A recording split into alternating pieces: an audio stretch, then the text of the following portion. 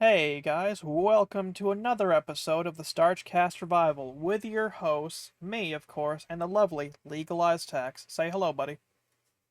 Hello, buddy. Yeah, alright, man, I see how it is.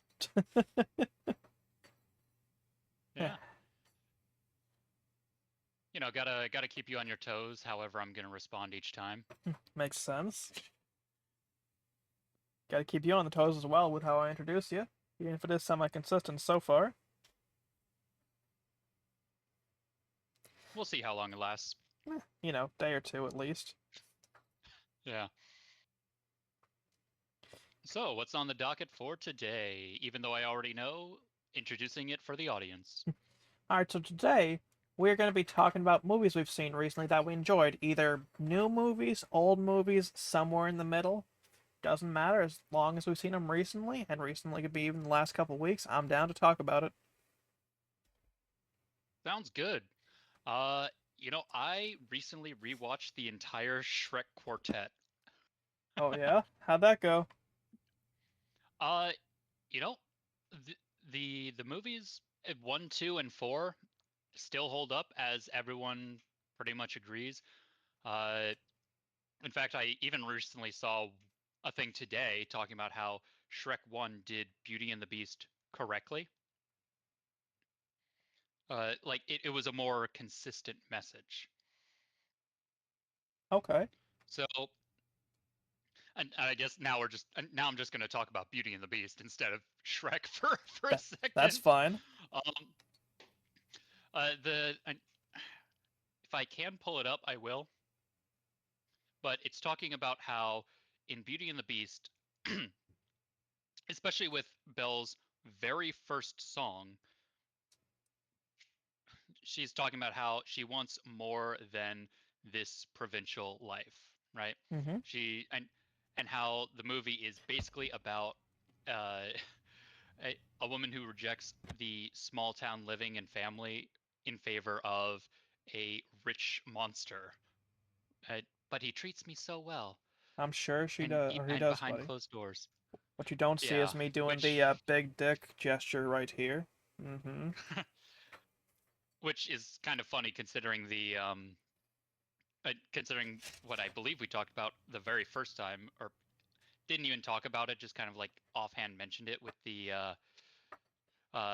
Minotaur milking farm, proving that even way back when they were always into the big monsters. Oh, buddy. Oh, buddy. The things Uh, I have seen just related to history and shit women are into, buddy. There's a reason psychologists or have been around for so long, and it's such a lucrative career. oh yeah. So she rejects that and rejects Gaston, who by all accounts is actually like a valued member of the community. And how else could he actually manage to rally the entire freaking town on just his word in order to uh, start a rescue attempt on one of their own? He knows that she really doesn't care for him, and of course, he is kind of doing it because he thinks that he can earn her with it. But that doesn't change the fact that everyone else agrees. Yeah, this is actually the right thing to do to go and beat that guy up to save one of their own. Yep. But instead, Belle goes for the rich guy with all the and with all the books and money, so that she can uh, go about her own purposes. Which there's nothing wrong necessarily with Belle wanting a nice lifestyle. The problem is more that she looks down on everyone else for wanting this simpler life. Yeah, but that is actually like even a pretty, it's kind of like a very like gonna sound cynical as hell, but like that's a pretty accurate metaphor for like even nowadays like the common, like it's gonna sound harsh as hell, like the common like woman in the dating spaces. Like it's always you must be 6 feet 6 inches or six figures. Oh, you want some just to be a stay-at-home wife? No, the fuck you don't. And how dare you? We're here for feminist empowerment. We're not here because we actually like men. There we go. I found it. Yep. Uh, so yeah, from Mimetic Sisyphus. Oh yeah. Beauty and the Beast is a female fantasy, so that the Beast is a prince and Gaston is a peasant. So the story is a woman who thinks she's better than her boring provincial life, rejects the best it has to offer, and falls in love with the first rich man she meets, even though he's a dick. But you just don't understand him. He's really sweet with me. Yeah, If meanwhile it's Gaston was the also barbed prince, and vibrates, right? it, you know, if and that's probably in the Disney vault, The the secret Disney artist vault. secret Disney If artist vault Gaston was did the prince, the s- narrative would be cleaner. Belle mm-hmm. would be rejecting the prince that had everything she could ever want, but was actually evil inside, for a beastly looking provincial man who was actually sweet on the inside, showing what she really wanted was a sweet, caring man. Instead, the story is she thought she was better than everyone else and went off and married a rich guy to escape her boring peasant neighbors. Yep. Meanwhile, like I said, you look at the different dating apps. Like I said, to go back to the tangent I was going to go on. And like even like the chicks who you can very politely, and this ain't about to be very polite, call like a land whale type. Like those types, like no fats. It's like, lady, why should why should any of us put the effort into you that you very clearly don't put into yourself? Like they're like, no fats, must be rich, must have a car, must have a house, must blah blah blah blah. Meanwhile, you look at most guys on dating apps and it's like, must be willing and with a pulse. Human is optional. Yeah, it's and there a lot of people view relationships as transactional. I give you this, therefore you must give me that. Which is fucked up. And in a sense, yes, but not it it's not a balancing act of accounting. It is you define your duties to the relationship, to the household, and meet one another Yep. uh, where you can. My wife and I have different roles within the household, and are they equal? I don't care. We we do our part around the house in order to make each other's lives better and easier. And uh, whether or not those duties are always followed through is another matter, but it's not a and like I said, it's not money in, money out. It's not a bank account that you fill up with money and then spend that money. It's it's just far more ineffable than that. Yep. And so anyone who tries to say that it must always be this transaction, uh, person A did this, therefore you must do that. No, that is completely wrong. Exactly. It's yeah, it's not contract law. It's it is a relationship. Anyway, the reason that they were saying that Shrek was Beauty and the Beast done right is precisely because Shrek has that beastly exterior, but he has actual genuine love within him, whereas Farquaad it and has that rich looking exterior, but he is he is completely self-absorbed and all about status. Farquaad, my boy. So that's why they view it as Shrek being Beauty and the Beast done right. And of course, as we all know, Shrek 2 really expands on that by making it like, okay, do you actually want the appearance as well? They can have complete acceptance from wider society if they just both look human. However, they and to a certain extent they do not care what others think. about them. There is a place for appearances, especially with the first dinner scene where uh, Shrek and the king and are trading verbal jabs at each other. Uh, that and that is a situation in which appearances are necessary, but it's not physical appearances that are necessary. Once again, it's behavior. Yep. So Shrek is very consistent about that, I- where it is not what you look like that matters. It is how you act, your values, and what you are going to do that ultimately matters. Yeah.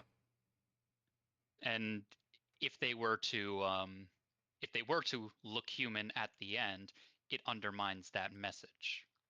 That it does. Shrek 3 is It it doesn't exists. have anything. Yeah, it's not I don't think it's as bad as people remember, but it doesn't say anything. The only thing I remember about Shrek 3, and I'm not even kidding here, is just putting it into the DVD player and then taking it out afterwards. Like, that left that much of an impression on me. Mm-hmm. And I hate to be like that about a movie, but like it was all flash, no substance. Like there's nothing going for it. Like, wow, cool. We got Shrek and all the gang together. Good for you. Can we have some substance, please? Yeah, there's very little substance there. If I had to if I had to try and say what theme it was trying to go for, I'd say that it was built around accepting responsibility Yeah, I can see that. because Shrek is supposed to be next in line to be king, uh, and and he is trying to avoid that to do what he wants to do. But they they're also trying to tie it to him becoming a father, which absolutely that is a huge responsibility that must be accepted. You can't really wiggle. You, well, you shouldn't be able to wiggle out of that. Some people shouldn't even be able to become fathers in the first place. I'm not gonna Yeah, get further into it than that, but oh boy, do I have some baggage. oh yeah, absolutely. Uh, and so Shrek just tries to find the first person he can to pawn off his responsibility onto, but they also try and make it a weird sort of father-son dynamic with him and Artie. It, but it just falls apart. It's half baked. It was clearly just made to get another Shrek movie out. Okay. I, and yeah, I would actually agree. Which is why I'm surprised we got the fourth Shrek movie. That was Yeah, like the what, fourth Shrek Shrek Happily movie, Ever After or something like that? uh, it went by two names: Shrek the Final Chapter, which ironic considering Shrek 5 is coming. No, no, no. It's been delayed because people guessed the story and all that shit already. Oh, that was actually that Y- was the real story. I yeah, that's why thought they they delayed were it. shit posting. Yeah, no, no, like that. I, Like as soon as everyone started making that shit post, all of a sudden, like 2 or 3 days later, it got delayed a couple years. They fucking guessed the story of that shit, dude. you know what? Good. Mm-hmm. But what was that If casting, that sends it back anyways? to the oven, then If that sends it back to the oven, alright. Oh, ooh, I thought we were having an entirely different conversation for a second. I was like, oh shit. no, no. um, Poor yeah, you know what? Gingy. If that sends it back to the oven to prevent another Shrek the Third moment, then you know what? Maybe, maybe. But I would argue that Shrek the Final Chapter, Shrek Forever After, whichever you want to call it, is the same plot as or the same themes as Shrek the Third, but done right. Yeah, I could see that. Because now that Shrek actually has his family, his responsibilities, he misses the carefree bachelor life that he used to have. And so absolutely he has his fun at first with Rumpel's contract. By the way, Rumpelstiltskin appeared in Shrek the Third, but he had a completely different design and a different voice actor. That's about right. So yeah, that is how little impact Shrek the Third actually had on the franchise. Um, so yeah, it's the same sort of theme as I was talking about before, but actually fleshed out, done right. Shrek returns to his bachelor life, but finds it completely empty and hollow after having his quick fun. Which, by all means, everyone needs a little bit of time to unwind, escape from their responsibilities for a little bit, but at the end of the day, you got to come back to it. Yep. And it and Shrek doesn't even get to have all that much fun before reality comes crashing down and he realizes, "Oh, this is not what I wanted at all." Yep. And even though he gets that quick kiss with Fiona, it doesn't fix anything because the contract specifically says that only true love's kiss can render the contract null and void. And he recognizes that because Fiona doesn't love him, it doesn't count. So him reverting to his selfish ways and literally caused his wife to not love him anymore. Damn. He he ultimately rejected his responsibility and he rejected her. And so and why should she have any obligation to him? She really doesn't. He Yep. didn't and yeah, he completely rejected his aspect of the relationship. So she has no duty to him either, Yep. which I guess goes right back to what I was talking about with the two-way street.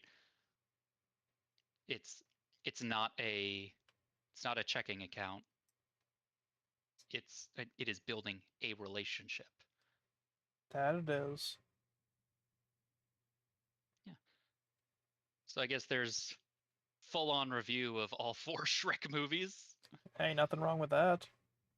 Yeah. There's. I'm not. And Oh, sorry. You first. yeah, yeah, all three of them hold up really well. And Shrek the Third, while it's not as bad as I remember it, it's absolutely pointless. It is a nothing movie. It doesn't invoke anything. Unfortunate. Yeah. Have you So any seen? movies you saw recently? Oh yeah, I've seen quite a few recently. I saw the Oh, entire Reanimator trilogy.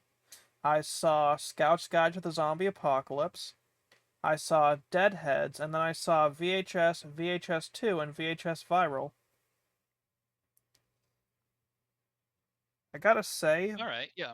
like it was I saw interesting. I saw that you were posting about them, but I haven't had time to actually see what you've said because I've had The days that first have been two, 8 a.m. to 6 p.m. recently. I'm gonna warn you, like, Reanimator and Reanimator, Bride of Reanimator, I mean, this review, are really a hair incoherent because I was extremely stoned both watching the movie and trying to film the review. Like, I did my best. I thought I was holding it together pretty well, but if, like, I had such a migraine that day that I was like, alright, cool, I'm just gonna go, like, finish off this here roach and then come back in. And, like, it was interesting, though, like, the movies themselves, because I actually do remember them pretty much crystal clear. Reanimator was a shockingly good movie. Had Herbert West, Dr. Kane, like as the main characters that followed, plus one character who I don't remember but ended up becoming a zombie because, well, I say zombie, but like got reanimated because he had like tried using what I can only describe as hypnotism powers. Not that this plot device ever became important or even used again after the first movie, but it was kind of interesting. Like, this character kind of with the hypnotism powers, because like, it's very clear it was hypnotism powers, because he could look into the person's eyes and then make them change their thoughts almost immediately. But Herbert West, the guy who I'm guessing is supposed to be the villain of the movie, very clearly broke free and then had to kill that you know doctor. Not that it mattered, because Herbert West decided to reanimate it. Because what like for Herbert West, like his whole thing is trying to prove that he can bring corpses back from the dead. And for the first movie, he's pretty sane, pretty normal, trying to just kind of do that. Like, obviously, very inhuman, very separated from normality. Like, I wouldn't be able to tell you what his diagnosis is because, I'm not a psychologist. I can't even pretend I am. But, like, they play him like he is very separated from the human experience. And it's kind of interesting because, like, the serum he uses to bring the dead back is called Re-Serum. And, like, it's this glowing green stuff in a syringe. And he even refines it slightly for Bride of Reanimator, which that is a movie. Like, a lot kind of changes. They really kind of, like, turn it so that way all of a sudden the, like, Herbert West, like, is just kind of animating different body parts now, making kind of weird Frankenstein's monster creations, and then the final Reanimator film, Beyond Reanimator, really just flat out sucks.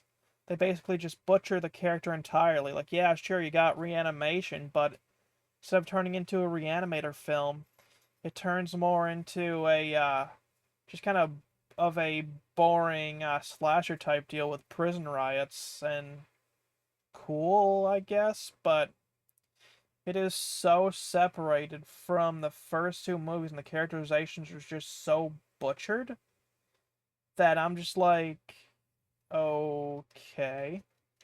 Because it really seemed like they were really trying for their Oscars there, except for like the guy who played Herbert West, Jeffrey Combs, who was just playing it straight like he does throughout the movies, despite being given a really, really awful script.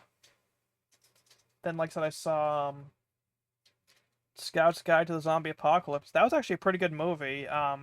Had themes like coming of age in a lot of ways. Like it was pretty funny. Obviously, zombie apocalypse. So it was some pretty graphic stuff because again, zombies. There was also a stripper as one of the main characters.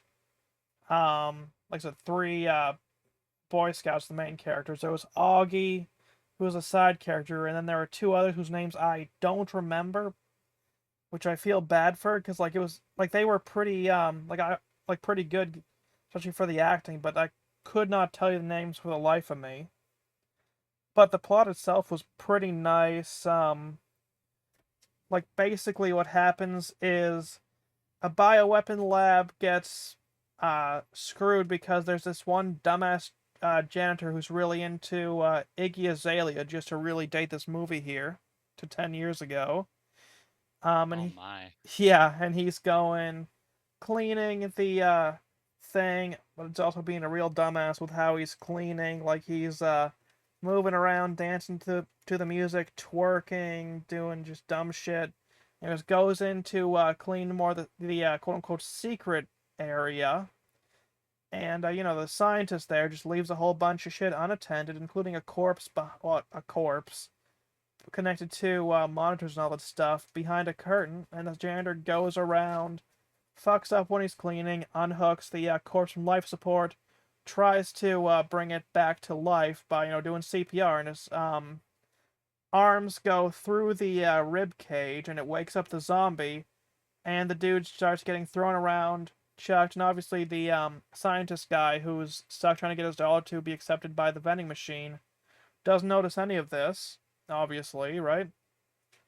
And dude, the janitor zombie ends up breaking out and just ends up attacking the scientist guy who is still, no, mind you, entirely unaware, And then we cut to our main characters who are going on their last trip, but like they end up first having like hitting a deer with their vehicle. But one thing that kind of separates this movie from other zombie movies, other than the fact that it doesn't follow adults, except for like the one stripper character, is that animals can be zombified in this, which is pretty rare in zombie media.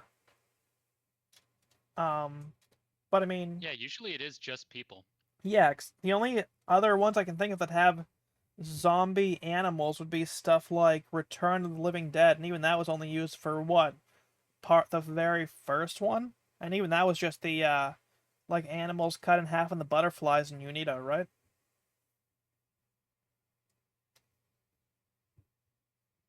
All right, I don't really watch zombie movies, so I don't know. that's fair. I've been on a serious horror The kick lately. yeah, the only ones I've seen are Shaun of the Dead and Zombieland 2. I still gotta watch Zombieland 2. It is on my list, but I haven't even like watched Zombieland in pretty close to, I'd like to say 3 years. So I mean, yeah. But yeah, going back to Scouts Guide, like there's a lot of like really good stuff about it. Like we've got, the straight man, so to speak, in the Boy Scouts pair. We've got the guy who's really dedicated to Boy Scouts because like one of their last trips. Then we got the guy who's, thinks he's too mature for that and really wants to like break out of the friend group and, go on to, like grow up. Like, the guy that wants to grow up too fast but is very clearly still extremely immature. And I mean that does actually play out because like I said, this movie is very much an homage to 80s horror. Like there's gore, nudity, and like just a lot of stuff that, other than the fact that there's no real 80s music in here, even the poster looks a lot like something you'd see out of an 80s horror flick. Like it is actually really nice to see. Like going back to the Boy Scouts trip, like they don't even actually encounter their first human zombie until after the first two Boy Scouts separate from Augie, because like they were like, all right, this is the perfect time. Let's leave Augie behind, and obviously the first two like quietly leave. One feels bad, of course. The immature one doesn't really care too much because, well, immature. And they end up leaving. Obviously Augie's fine, but like, they go to try to go to town. Obviously there's a little bit of a fight, not like a huge one, but just all right, yeah, go. Mind you, the scoutmaster, we end up finding out, like before that, got turned because he came across one of the zombies, which was a zombie deer, the one that had been hit by the car, and he like the scoutmaster kills it with his lucky knife, but unfortunately, in trying to pull out the lucky knife, gets mauled by a zombie. And he is basically Fate's punching bag, this Scoutmaster zombie. Like, first he gets mauled and turned, and then, like, throughout the movie, he catches more and more shit. Including at the end, like, the decapitated zombie corpse gets shit on by a bird, and then, like, in the ending credits, it's like, oh, come on! And then, the end. But anyways, going back to the plot a little bit, like they kind of like tore across the town a little bit, trying to figure out both one where this party is that one of the characters' sisters is holding, not realizing that well they can't really get to it, and like I mean there's a whole bunch of stuff. Like I'm not really gonna go over the plot too much because I'm kind of spoiling it, but like it's a good movie. Like I'd recommend watching Scout's Guide to the Zombie Apocalypse at least once if you like just kind of like coming of age kinds of stuff and also zombie films. And then I watched the first three VHS films, which were VHS, VHS2, and VHS Viral. Kind of a funny story for the first VHS. Like, I hadn't even realized, but I kind of screwed up and was watching the German dub for the first half of the film. Because, it's one of those found footage anthology films. It's like it's not bad. The first one is definitely the best, but like there's a whole segment in Reckons the Deutsch? No, I do not. Thankfully there were subtitles. Yeah. So like I was like, like before I realized that this was meant to be in English, I was like, holy shit, this is a really good recreation of America.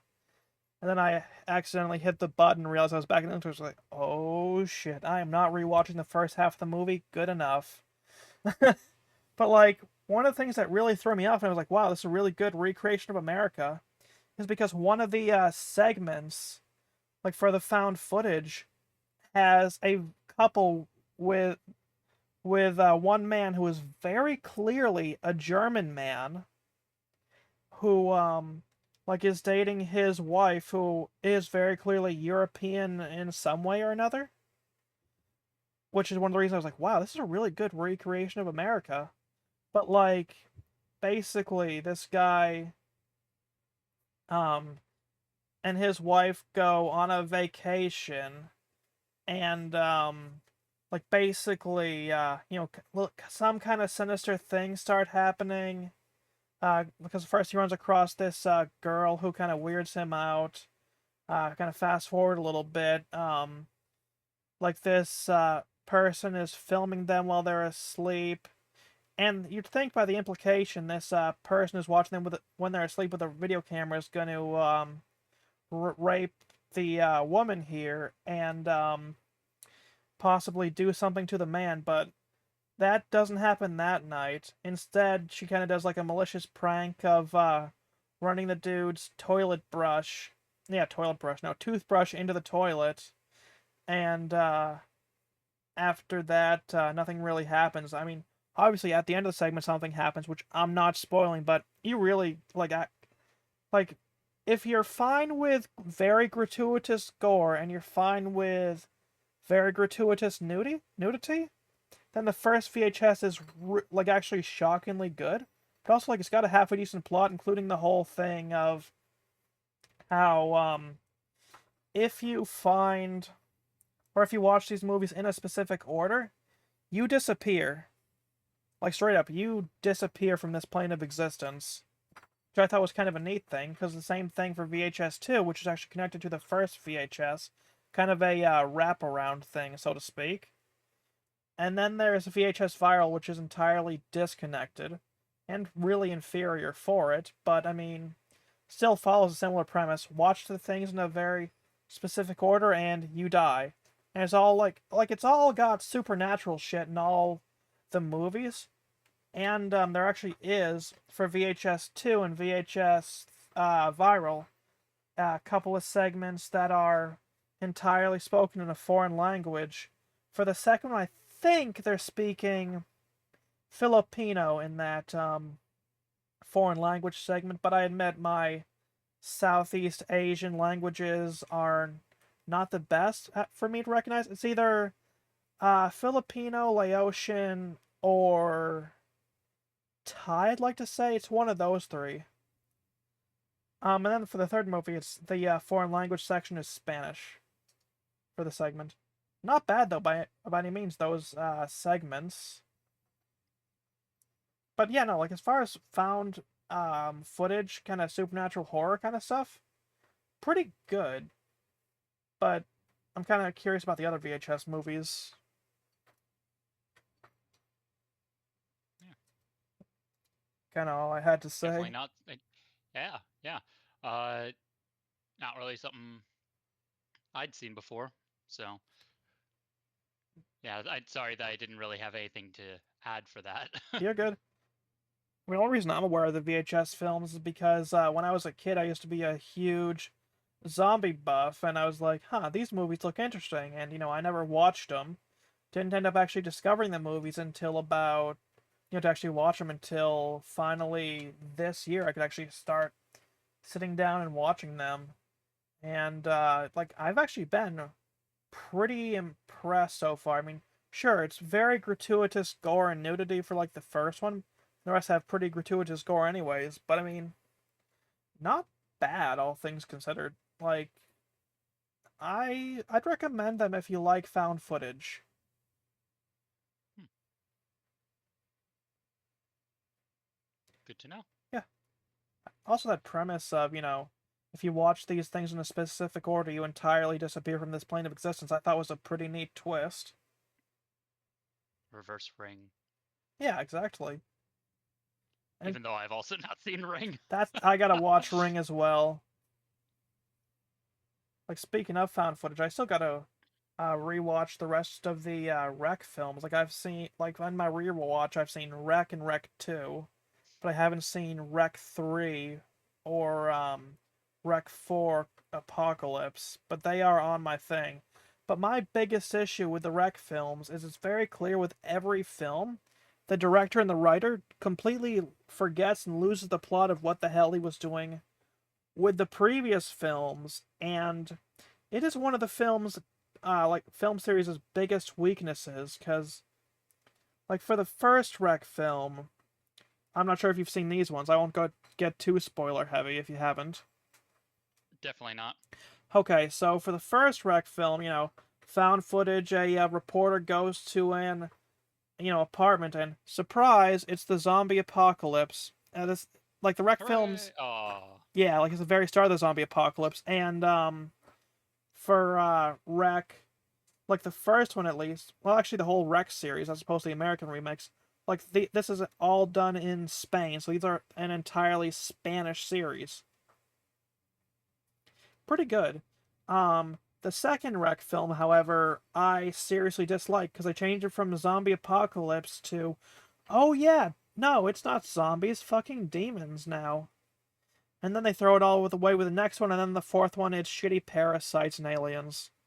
Well, I say aliens, but the way they played it says more aliens and parasites, so I mean, like, it's so clear the director and writer just completely forgets between the films, which is a genuine shame because the first Wreck is one of the best zombie films of all time.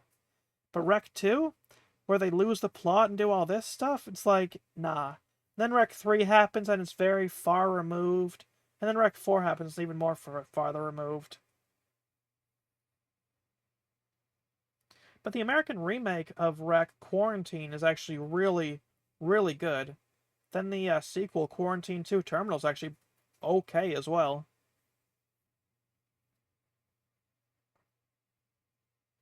all right.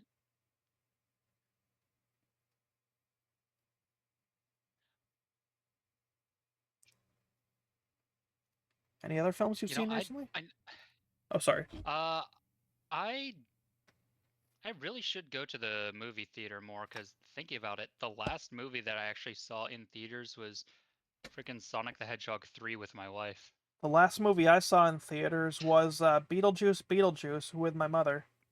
Mm. Wasn't bad, You know, but it was I pretty. did see the first movie, but it's been so long that I don't remember most of it.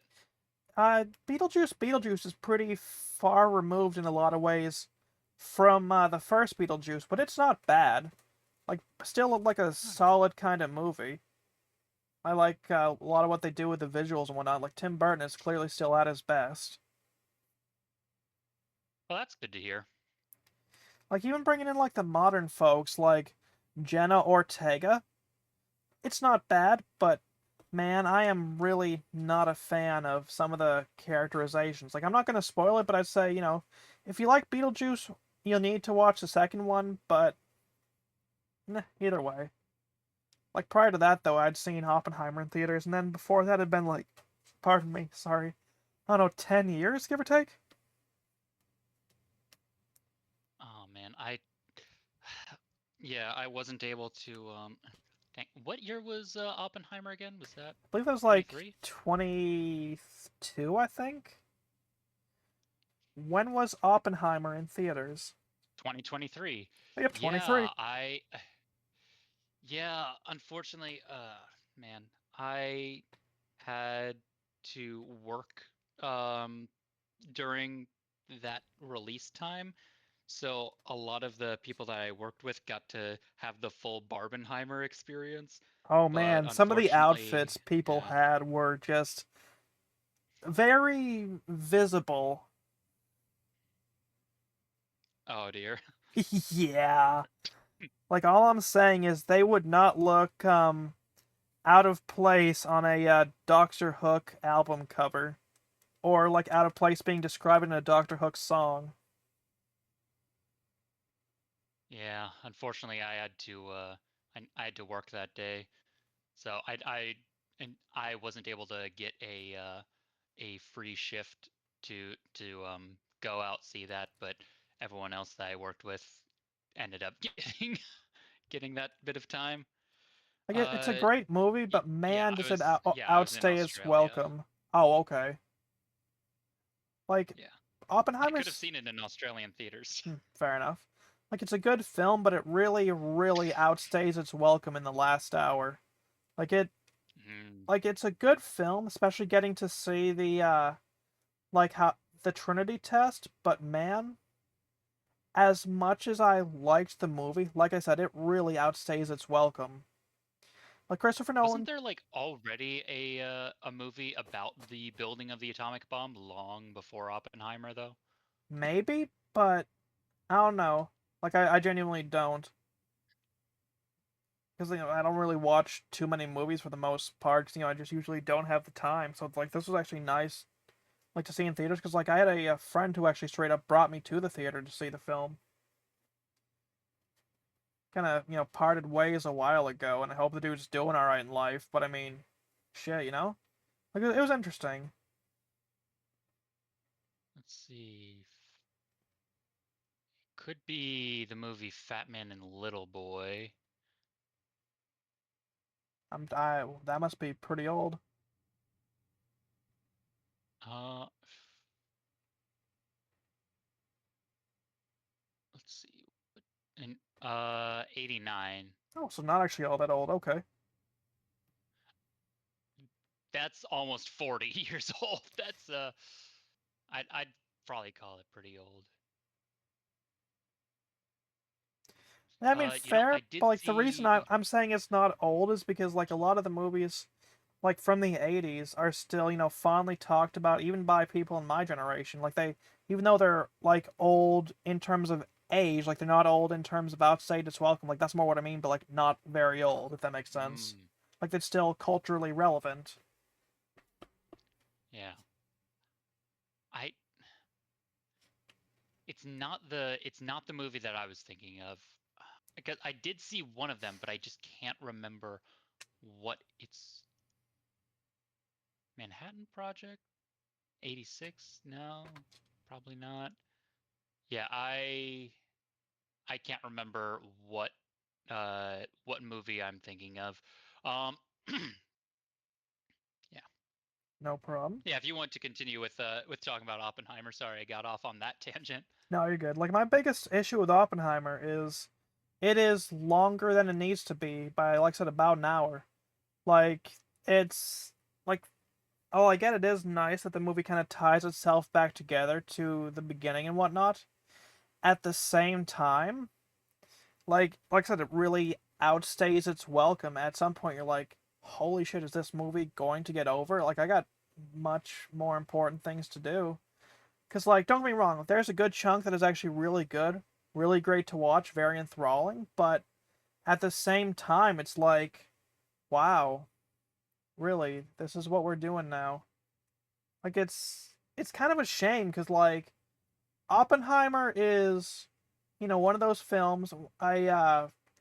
What's the hell is the name for his historical type dramas? That actually cover history. A docu type. Who gives a shit? Anyways, like it's got Is it a film style in the uh as if they are trying to make a documentary no, it's a film or that basically or historical drama. That's probably more what I mean. okay.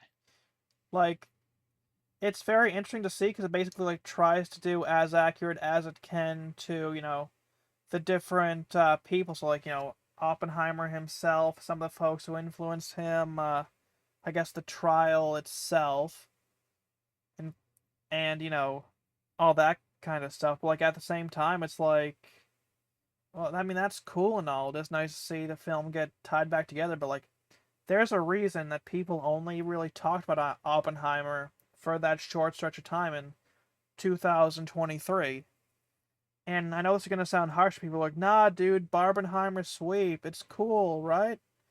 Like, again, fantastic film, but at the end of the day, like, it had absolutely no staying power at all.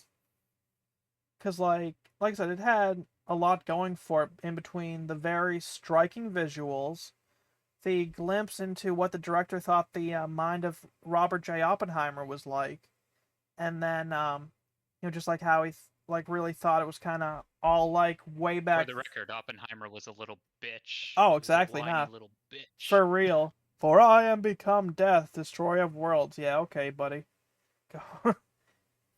But like, no. Like, it even showed, I guess, his Get that crybaby out of here. I dropped the bomb, not him. yeah, like I think that was actually like the friggin' like what the dude What said the president on said. the movie, yeah. But like even if it weren't for all that, like it shows, Oppenheimer, his wife, him cheating on his wife with his socialist fling who ends up killing herself. Spoiler alert. And all that kind of stuff. But I mean, about the only thing that's really memorable other than the visuals is the Trinity test itself. And other than that, nothing really. Like, and it was a very, very star-studded movie. Like, it had Josh Peck, Rami Malek, Cillian Murphy as Oppenheimer. It had Robert Downey Jr. And it had quite a few other like very, very major names, including Kenneth Branagh. Like, it was a very, like, very star-studded movie, but man, again, just no staying power at all. Like, I would not be Yeah. surprised if in about, I don't know, 20 years, people just kind of look back at, that film and are like, wow, it existed. Yeah, a lot of movies are made to just be like Oscar bait, and you you don't remember anything about them in the end. Yeah. It's kind of a shame, too, because, like, Christopher Nolan did some pretty good role choices with, like, I think it was, like, Matt Damon, who was, like, one of the major roles in that movie, too. Hmm. Yeah, like I said, it was a very, very star-studded movie, but, like, They even got Roderick from Diary of a Wimpy Kid. man, that would be something. No, they didn't even have the balls to do Kilroy Was Here graffiti, dude. Aww.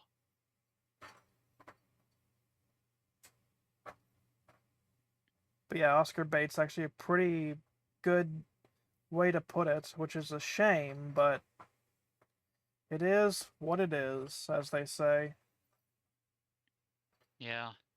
It's unfortunate that these days a lot of movies are either made to make money or win awards. Yeah. And oftentimes if you if you go for the winning awards, then you're not gonna make any money whatsoever. Yep. It'll And get all the accolades and praise, but no one will see it. yeah, that's a shame. Speaking of movies that are flops, have you seen the new Tron? I the last movie I saw with Jared Leto in it was Suicide Squad. Yeah, I don't even think to this day I've seen a single Jared Leto movie. I've heard his music, and he's got like some halfway Wait, decent he does music. music? Yeah, 30 Seconds to Mars. That's his band. Really? Yeah, Oh, okay. you didn't know No. that? No problem. Yeah, I think he's like the singer actually for that band. Let me actually look that up real quick. Hold on. All right. Who is the lead singer of 30 Seconds to Mars? Yeah, Jared Leto. He does the lead vocals, guitar, bass, and keyboards, and his brother Shannon Leto does drums and percussion. Hmm. Yeah, and like they were very relevant for a little while. Yeah. I don't remember any of their songs off the top of my head, but I do know that I have a few of them in my playlist. Uh, you've probably heard The Kill, Bury Me. Okay, yep, Yeah, there we go. one of their most famous songs. He should have stuck to music. Like, I know this is gonna sound harsh, but like, Jared Leto is a fascinating creature who should have stayed fascinating outside of Hollywood. Like, let me actually look up some of Yeah. his roles. Because, I mean, you've heard the stories of what he did for Joker and what he did for Morbius, probably. Jared Leto roles. Oh shit, he was in Morbius. Yeah, You he know was that they Morbius. should. Uh, oh no. Oh, Yeah, there's a reason you Morbius know they. flopped. Uh, y- yeah, it's because we were all busy that weekend. Send it back to theaters. Yeah, put it in theaters a third time. we were all busy that weekend. That was Send us send it back to theaters. well. Apparently, he's in a lot of stuff. He was in Tron Ares, Suicide Squad, Morbius, American Psycho, Fight Club, Requiem for a Dream, Dallas Buyers Club, House of Gucci. Oh, he's gonna be in Masters of the Universe because apparently they're making a He-Man movie next year. The Little Things, Lord of War, Blade Runner 2049, Mr. Nobody, which he apparently was the main star of, which is probably why no one remembers it. Girl Wait, he Interrupt. played Paul Allen? I guess so. I guess he was like one of the main dudes in Mr. Nobody. Yeah. No, no, in American Psycho. Did he? I don't fucking know. Yeah, he he's the guy that Patrick splits the head open Okay. in the whole Huey Lewis and the News bit. Oh wow. He's So he he's the guy was. sitting on the couch. Yeah. Wow. All right. He was also in Haunted Mansion from 2023, not the good version, but the 2023 Hmm. version. He was in Urban Legend, Panic Room, The Outsider, Zack Snyder's Justice League, um, the still never going to be released Blade Project, Alexander, Chapter 27, Prefontaine, Lonely Hearts, The Thin Red Line, Switchback, Highway, How to Make an American Quilt, The Cool and the Crazy, The Last of the Three Kings, Artifact, Space Jam: A New Legacy, 2036, Nexus Dawn, Basil, Black and White, Sunset Strip, and some other stuff probably. But he's actually had like a pretty long and storied film career. I'm surprised. Hmm.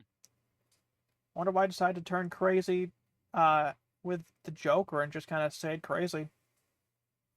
I'm the Joker, baby. Man.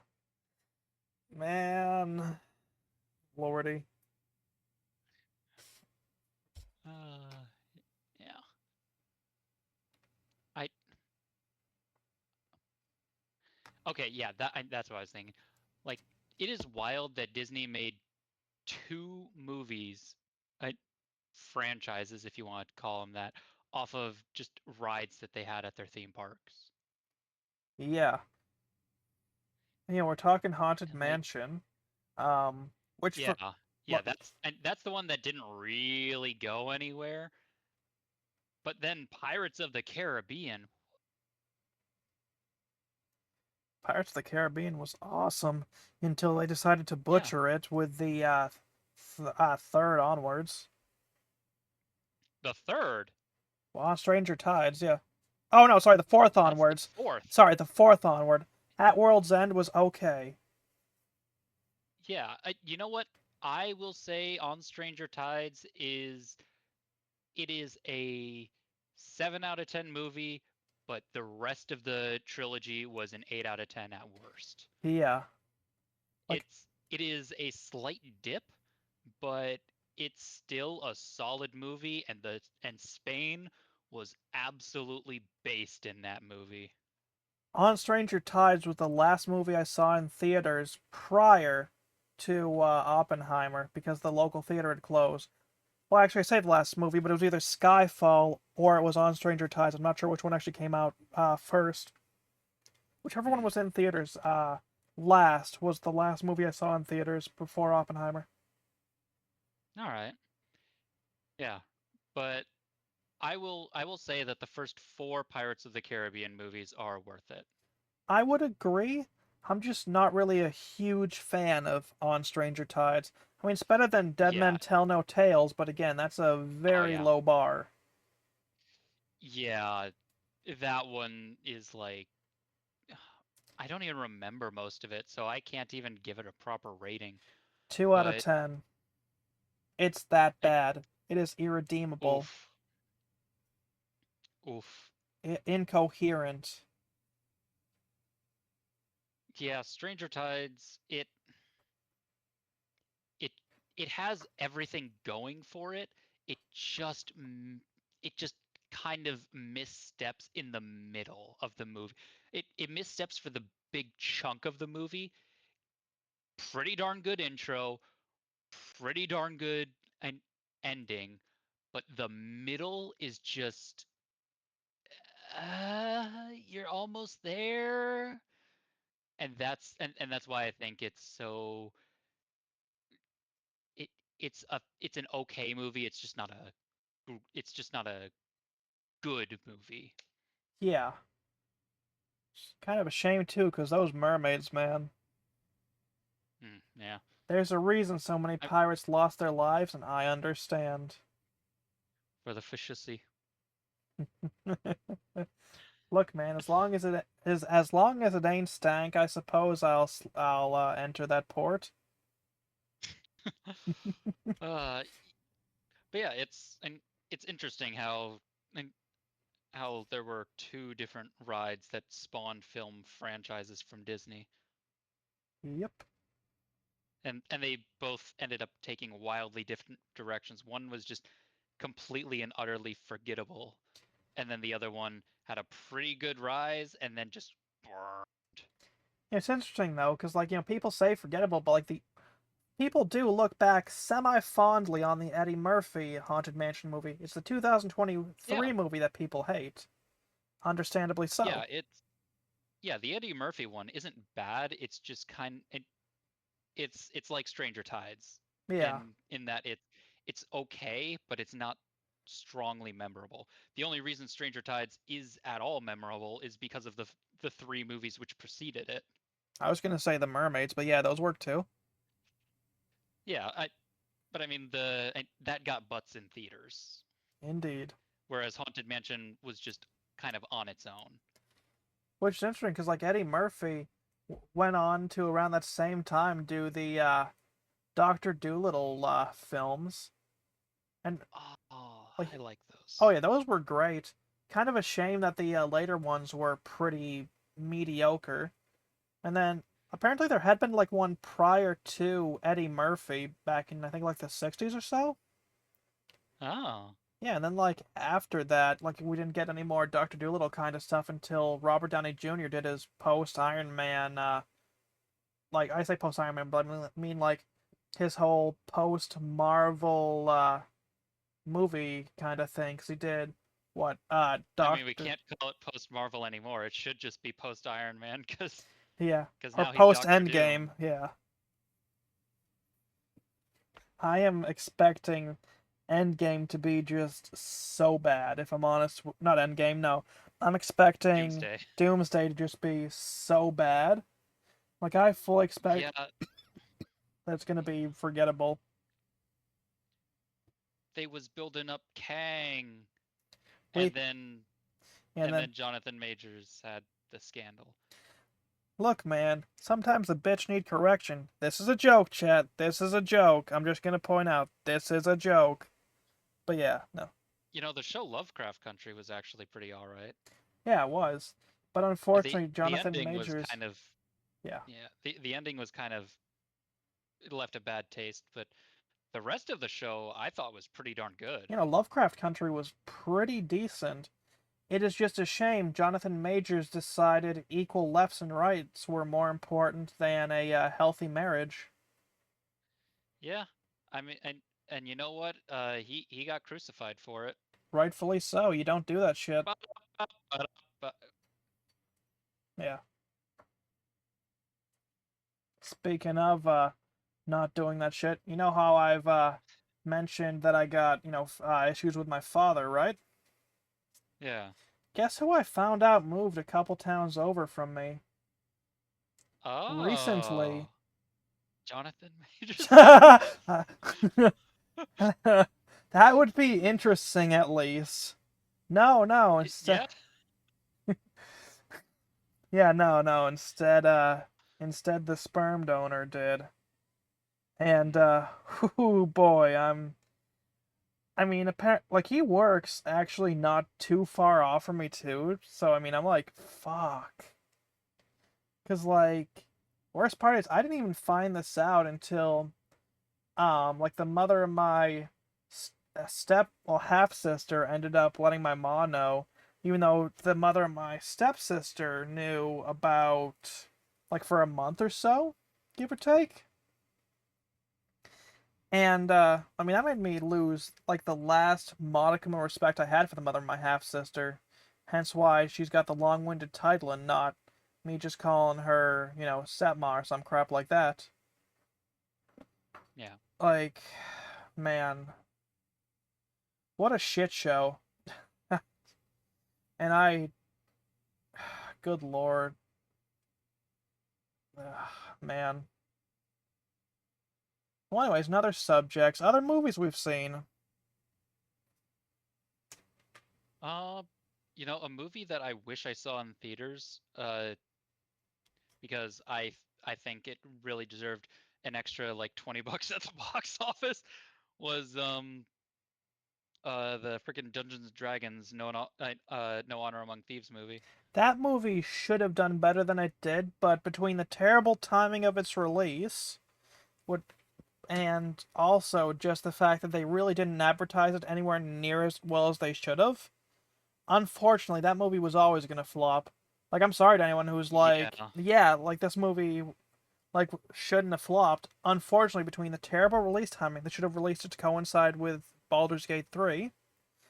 Between that Yeah. though, and also the fact their advertisement campaign was pretty piss poor, despite the fact like it was a good, fun movie.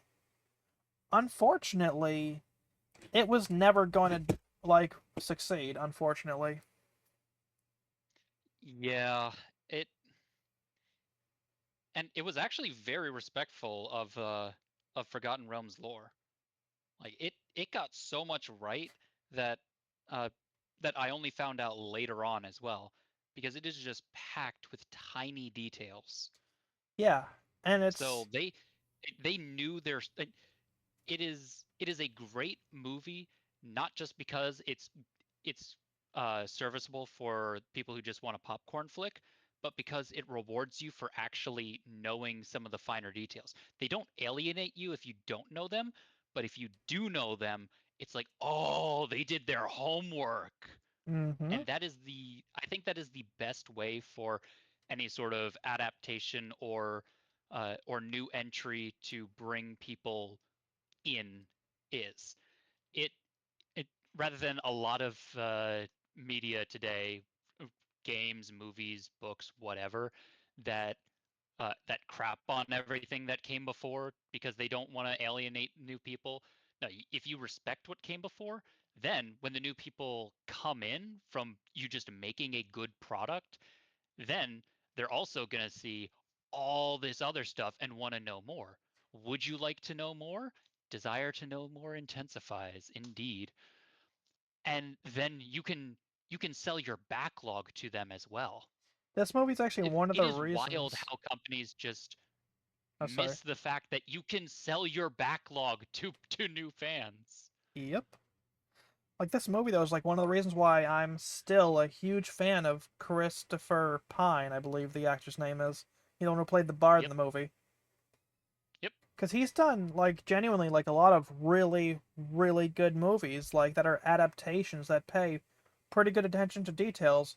Like sure, people shit on the Kelvin timeline Star Trek movies, but like you can't argue that like again they do pay very good attention to their details, especially for it being in like an alternate timeline. And Chris Pine did like a really, really good job playing as Kirk. Like again, like it, hate it, whatever, you can't argue that like he really like and all of them really did like a really good job making sure that they had pretty good attention to detail, especially for it again being an alternate timeline. Because like again, sure, Yeah. we didn't get all this not like classic knobs, bells, and whistles, but I mean, if you take into account that they basically had to kind of advance themselves and really change everything up because of the advanced Romulan ship that came from the 28th century, give or take, and from the original timeline, like everything being super advanced and entirely different, including the ship weapons, like makes a lot more sense. But you try to bring that up to quote unquote classic Trek fans, like, no, no, this movie is awful. It's the spawn of the devil. It's like my brother in the good Lord, have you not seen the like original Star Trek films? Like if we're gonna make this argument, I'm just gonna point out Search for Spock, Star Trek 5, and uh friggin' what I think there's like a sixth Star Trek film as well. Like hold on, actually no. Search for Spock, the one with the whales, and Why Does God Need a Starship? Those three Star Trek films exist. If you're gonna make the all the Kelvin timeline films are awful argument, I'm just gonna bring up those classic films with the OG Star Trek cast as a counterpoint. I will say though, a prior entry being bad doesn't make a new entry good. That is of course just whataboutism, but I don't know enough about early Trek to Oh, I know a lot about necessarily. early Trek because Yeah, I've seen the original Star Trek movies. I've seen the original Star Trek series, including the pilot episode. I've read the books. I've seen the Next Generation. I've seen the movies. I've read the books. I've even read the comics and seen the classic OG Star Trek cartoon. I've seen Voyager. I've seen Deep Space Nine. Like I know my shit when it comes to Star Trek, which is why seeing yeah, like that's the only reason I do the whole whataboutism in this case, because in this case it's like, if you're gonna make the arguments, unfortunately you do have to bring up the older movies, and then you also have to bring up some of the other media and then kind of go, all right, if you're gonna bring up this argument, what about here and here? And then look at this stuff, read it, internalize, and then rewatch the movies, and you will gain a new appreciation, if that more makes sense. all right. Yeah, I've only seen Next Generation, so I don't know nearly enough. I just wanted to make sure that we covered our bases in case anyone wanted to bring up the argument of of whataboutism. Yeah, that's fair. And you know what? To anyone who brings up the argument, if you've stuck through this far and actually listened and actually do bring up some of the books as a counter argument, I welcome your comment. But if you're just going to like come through and be like, "Oh, it's whataboutism," without having read gone further in and actually like even internalize some of the stuff, I'm gonna have to question you a little bit on it. I will grill you on like classic Star Trek stuff, but otherwise, I welcome any discussion whatsoever. I just Yeah. ask that you Okay. do like a little bit of research onto it. Fair enough? Yeah. Oh, you know what? Is a there actually is another movie that I saw in theaters, quote unquote, recently. Oh yeah, Star Trek Beyond Uh, sucks, by the way. I uh, I saw the Spy Family movie in theaters. Oh, nice. Yeah, and I am a big Spy Family fan. I know I know that it's basically just shonen, but and that is typically meant for younger audiences, I believe. Is it shonen? But I thought it was closer to seinen or I don't know. shoujo. I don't know. It's on Shonen Jump, Ah, so fair enough. you know what? You're probably way more into anime than I I'm am. really So not, dude. if Like, I'm wrong, I'm really not. I've just recently started. Tojima Tanzaburo wants to be a common rider, but or I guess Tojima wants to be a common rider, but I mean, I really don't have all that much in. I just know a little bit about the genres. So I could be wrong entirely, and anyone who wants to correct me, please do and explain why I'm wrong, as long as you're polite about it.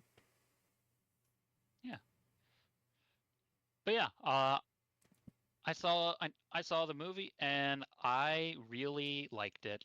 I don't know what else I can possibly really say. It just feels like a much longer episode of the show. Speaking of longer episodes of shows, I'm waiting for the Eminence and Shadow movie to come out. I'm not sure if you've. What's that about? So, Eminence and Shadow is an anime which follows a man who gets isekai'd into a fantasy world, and he starts kind of predicting, things are gonna happen in a way, and all of a sudden, these people he starts rescuing start showing that, oh yes, there's a whole big plot and whatnot, but he thinks they're all just kind of fucking with him, and this is all just some kind of big play. Sure, he's got some kind of OP powers and whatnot, but again, he thinks this is all just them screwing around. This is all just some kind of big play, and unfortunately, despite the fact that he's got his whole organization and whatnot, like later on in the manga at least, if I remember right, this does come back to bite him in the ass. But I don't know. It's been a long time since I read the manga, so I could be wrong on that too. Just gonna warn you ahead of time. But for the anime at least, he still thinks it's all just some kind of big play. So he's just kind of playing a whole character. Because the main character's name is Sid Kagano or Sido Kagano, but uh, pretty decent. The movie is going to cover where he gets reverse isekai with one of the members of his group back into his original world, which is devolved into a post-apocalyptic form. And it's actually I'm actually kind of interested to see how they're gonna condense that whole arc into a single anime movie. Yeah, interesting. Yeah, Eminence and Shadow is pretty good. I'd recommend it. All right. Uh, I and if we're getting onto the topic of anime and whatnot, I think I'm gonna finally bring up something that I briefly mentioned in the first episode of the revival, but I didn't want to go too much into detail for because it wasn't really related to what we were talking about at the time. Bring it on. Uh, when I read the entirety of Promise Neverland over the Hell course yeah. of like 2 days.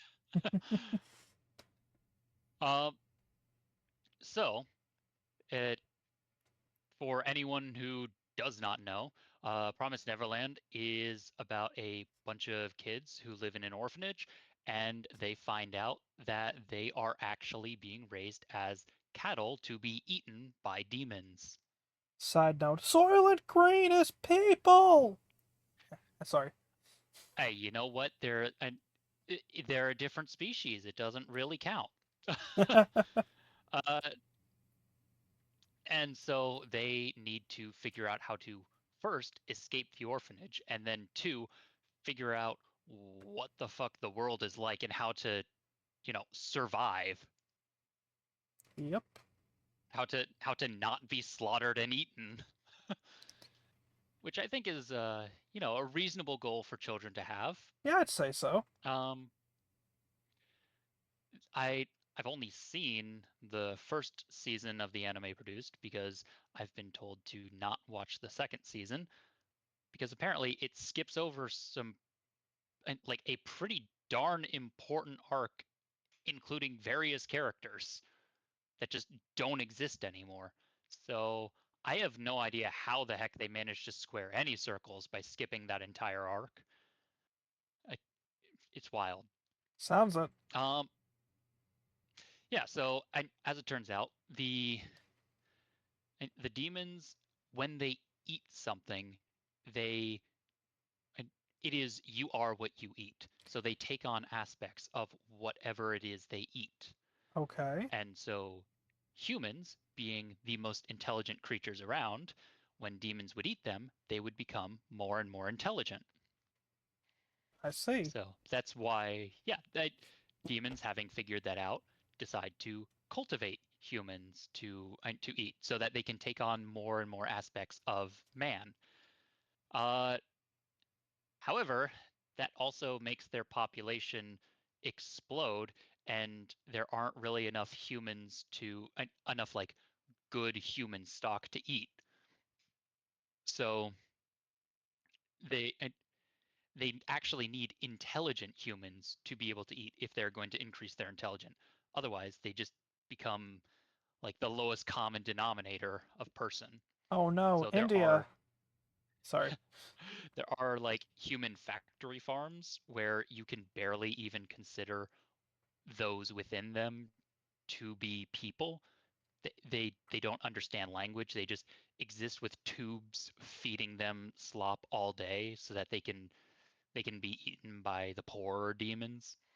And then there are the high quality farms and which take over a decade and a half to produce a viable child to eat. I see. Um, and they specifically are cultivated to be as intelligent as possible.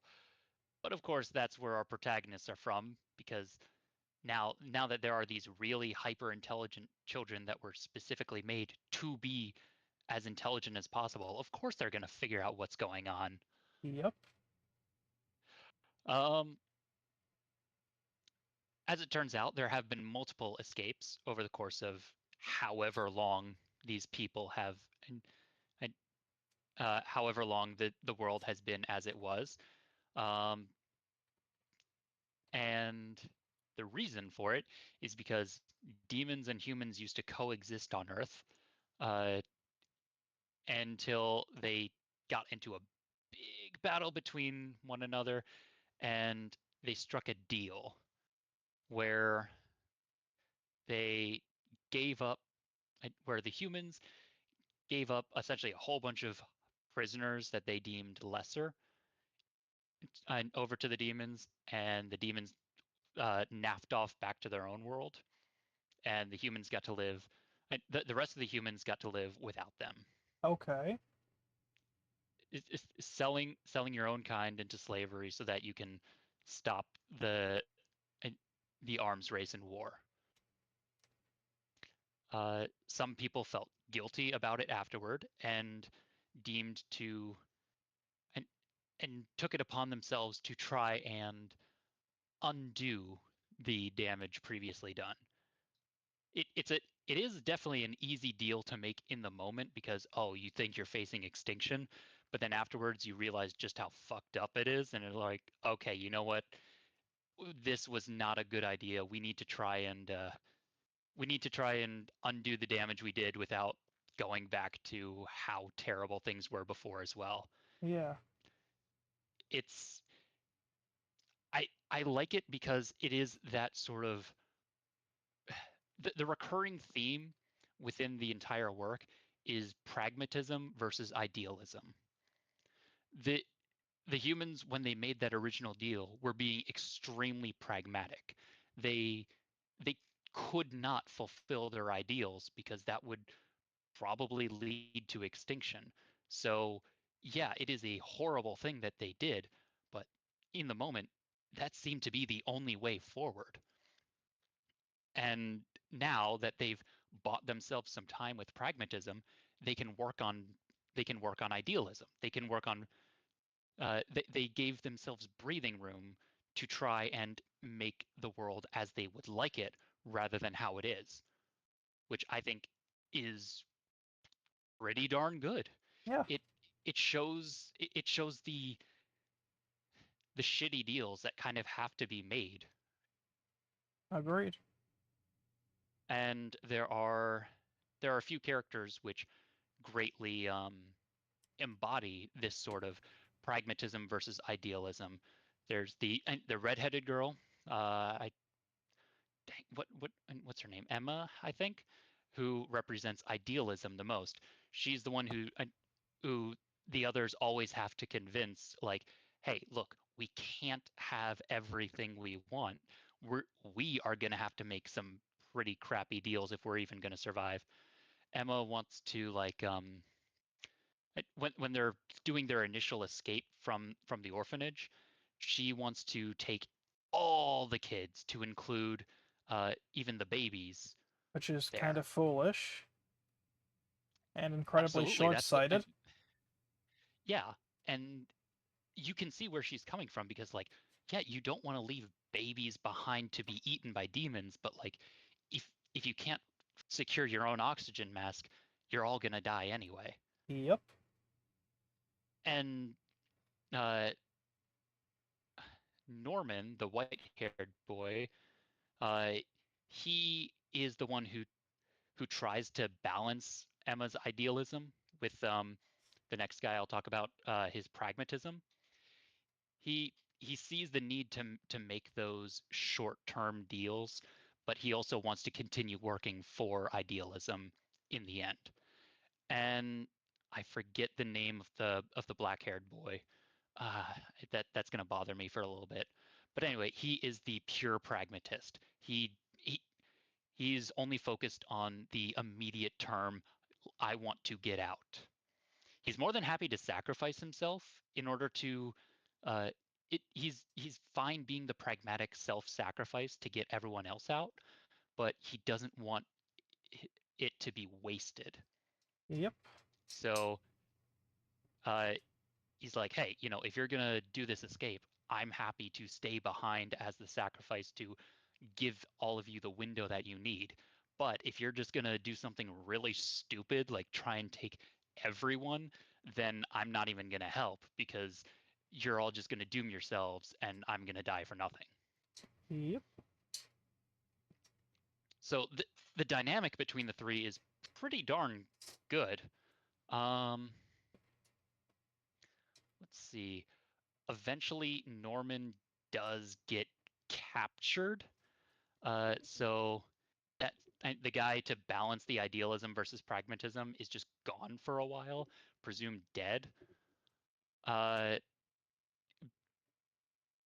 well, he's not necessarily captured, but the the caretaker of the orphanage finds out what's going on and ships him out early to be eaten Okay. as a way to kind of be like, hey, if you take any steps against me, this will happen. I know what you're planning. Okay. And then he's just gone. He, so now it's just the pure idealist with the pure pragmatist trying to continue their escape plan without the guy balancing them. And ultimately, Emma does realize she has to make compromises. Uh, they they do end up escaping the house, and they leave a bunch of the kids behind. First, they tell them exactly what's going on, and are like, "Hey, look, you have, and you probably have a few years before they're even allowed to start shipping you out. So we are going to need to escape, scout ahead, and we're going to have to come back and get you another time." Okay. So, and so it's like, hey, get ready for when we come back, but and but also and continue your training because it's probably going to get a lot harder to break back in and then back out. So it seems as though Emma is learning, okay, you know what? Yeah, we have to make some short-term deals and then we can work on the long term once we have breathing room. Uh, they escape for a little bit, find out that and find out stuff in the world around them. They actually get helped by some demons in that world who apparently don't even need to eat people. They've Okay. and it's been so long that they can just do that now. They can maintain their own personhood and form, just eating whatever else. I see. Uh, which ooh, mystery there. Wonder how that's gonna go. Uh, whole bunch of other stuff happens, which continue to strain the pragmatism versus idealism. Uh, and in the end, they go off against the the like royal demon class, who apparently already know about like how bad the factory farming is for their citizenry. and don't really care and continue to eat the fine human meat for themselves to maintain being being better than everyone else, which starts to tell you the kind of messaging that it's trying to go for now. Oh, yeah, it does. Yeah, and the ruling class wants to kill the demon girl who doesn't need to eat people because if any demons drink of her blood, then they don't need to eat people either. And suddenly, oh no, and the ruling class loses all their power. Uh-huh. It's like, okay, you're changing the theme here. That's, I mean, I understand, but it's like you had a really good, strong theme going here, and then you just change it. And as time goes on, uh, Emma uh, Emma's idealism is just proven more and more correct. That no, you need to always go pure idealist every time. There are no drawbacks whatsoever. And they return to the human world at the end after killing the ruling class demons and letting all the other demons drink of blood. And Emma makes a deal with like the demon god who made the first promise in the first place. The first promise was the one that split the world and gave the humans and gave the initial humans to the demons to have and to be farmed. Okay. Emma makes a new deal where it's just like, okay, I want all the humans to go back to the regular human world. And it's like, okay, well, what will you give me in return? It's like, oh, okay, Emma actually has to make a deal here. She can't just have whatever she wants. It it's it's not just it's not just you must give me a wish. It's let's make a trade. Mm-hmm. And you want to know what she is told? And you want to know what she's told? What she told. The god demon's like, this has been fun, but yeah, I think it's time to end. I think it's time to end this anyway. It's getting kind of boring. So yeah, you know what? I'll just let all of you back into the normal world, but I kind of do need to still take something from you. So how about I just take your memories? Okay. It's like, oh, okay. So like she doesn't remember anything, and he even is like, oh, and by the way, I'll make it so that all the friends that you've made here can never find you again. Okay. So it is like, okay, will you sacrifice your actual personhood, all the memories that you've made, all the friends that you've ever known, all the family you have, you you'll live the rest of your life essentially as a different person entirely. So you're Are basically you willing to sacrificing give your that up? ego then. Total ego death. Yeah, yeah. And finally, Emma's like, you know what? Yeah, I'll take that deal. It's hard for her, but ultimately, yeah. Finally, it seems as though key word. It seems as though she is realizing that yeah, you can't have everything you want in life. You're gonna have to make some sort of sacrifice to to achieve something. And then and it's like you see everyone else enjoying the real world. As it turns out, the normal people didn't forget about the deal made a long time ago, and they were still like they were making preparations in the event that that all the humans from over there crossed over. But you know what? Fine, good. They uh, they realized that what they did was kind of fucked up, and they were making preparations for exactly this sort of contingency to happen. It didn't just fade away into myth. So okay, pretty cool. It, there's a freaking COVID reference in there Ah, for some reason. very dated That's then. Yeah, they absolutely dated themselves with that. They could have gone so generic, but uh, whatever. And then all the kids after they get back are like, "Oh, you know what? We didn't see Emma. We gotta search the whole world for her." And they do, and they find her, and it, there's still like a portion of her that feels attached to them, even though she doesn't have any of the, even though she doesn't seem to have any of the memories associated with it. She still like feels the attachment to the people when they eventually find her.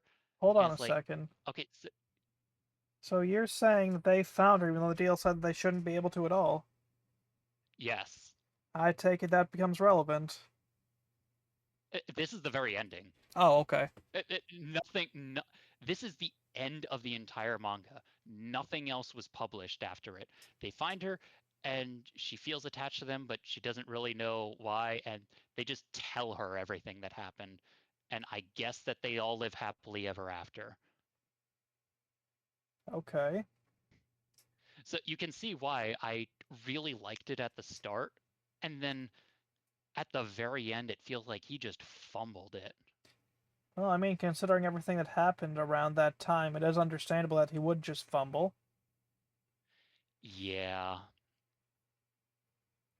Like, I'm not yeah, about to get into politics here, but good fucking grief. yeah. It it just fell apart right at the end. And like I said, it had really good, strong themes going. And then it's just like, no, actually, idealism is always good. Pragmatism is never an excuse. It's like, oh, okay. I get that the characters are children, but the writer isn't. Huh. Well, I mean, apparently he regressed into one. Yeah, Man. yeah. Emma just felt like an author's pet at the end. Yeah, that unfortunately happens. Speaking of ant things in Japanese media that fumbled, have you seen how bad One Punch Man season 3 is so far? I've never actually seen One Punch Man or read it. I have the first volume of One Punch Man somewhere in stores, and I've seen the first two seasons, and I've read a good chunk of the comic. But I mean, not like it matters considering the writer is constantly redoing like the beginning couple of arcs all the damn time, including the art and whatnot. And then Hmm. seems like the guy just does not know what he wants to do anymore, despite the fact it's like, dude, you've already written like the new arcs. Why not just continue those instead of just going back and redoing things? Be proud of what you made, and if you're not, work on improving later on instead of constantly revising. And then it kind of shows just like how bad season 3 is so far. And it's got so bad the creator actually took himself off of Twitter. I'm not sure if he's afraid of criticism or if he's just getting too much, getting flames too much, but it was interesting to see nonetheless. Yeah, yeah. The inability to just stand by what you did is really the most disappointing thing. It really is, because like I said, I was a huge fan of One Punch Man at the time. Like I was actually looking into potentially getting merchandise, but instead all I did was just get the first volume of the manga because I Mm. mean, it's cool and all, but I mean at the same time, going on and seeing just for one, just the drastically lower quality of season 2, and then seeing that the writer decided to no longer stand by what they made, it was like, I don't care how cool this is or isn't. At this point, you clearly do not hold regard for what you once did. No shame, but this ain't for me anymore. Yeah, And it's really like it's sad that that keeps seeming to happen like with like the halfway decent ones. Cause like One Punch Man was like, oh, like I said, I thought it was pretty good. Like it was serious in some ways. It was very goofy. Cause like the character One Punch Man was known for being the strongest man in the world, could defeat anything in one punch until some of the more recent arcs, of course. And there was a whole thing around that, including we already know about the Hero Association, but also the Monster Association. This monster that called himself God and all this kind of stuff was really interesting to see. But then again, oh man, yeah. I don't remember. like I said, I haven't seen it, I haven't read it, but from what people have told me about it, it it really is that sort of it is supposed to be a sort of exploration of, okay, what do you do if you just have the power to achieve anything instantly? How do you gain self gratification? How do you find purpose when everything just comes easily to you? Yeah, Is that an accurate description of what it's trying to be, what it tried to be about initially? kind of. Yeah. Like I said, there's some goofy stuff like the character Speed of Sound Sonic, who appears pretty early in, and like like he gets basically slated as the rival of Saitama, and gets defeated in his first battle by landing nuts first on poor Saitama's fist. Like, and then like I say, just lays himself up as this kind of comedic failure rival of Saitama, and it's like that. Like, man, like it's kind of interesting because there's kind of like a gratification thing, but there's also having his this guy who wants to be his disciple, but because he's a robot, you gotta kind of supplement for machinery and all that, as opposed to you know using doing it naturally because he's well a cyborg.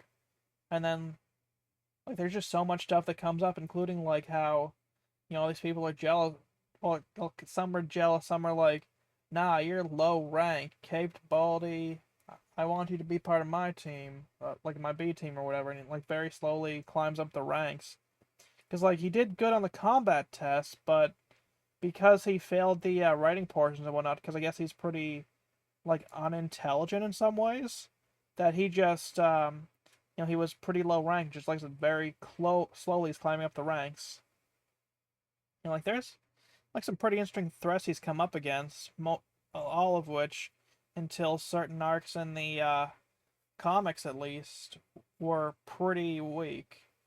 Or at least to him weak. To others, like very, very hard threats, but to him, again, weak. But it is what it is.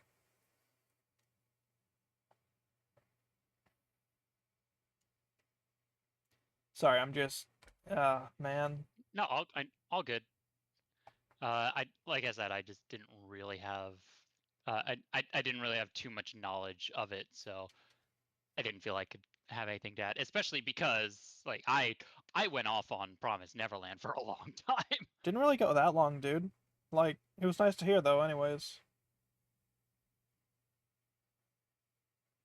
Like, well, we're only at an hour 37 right now. Like, you really did not go off too long at all.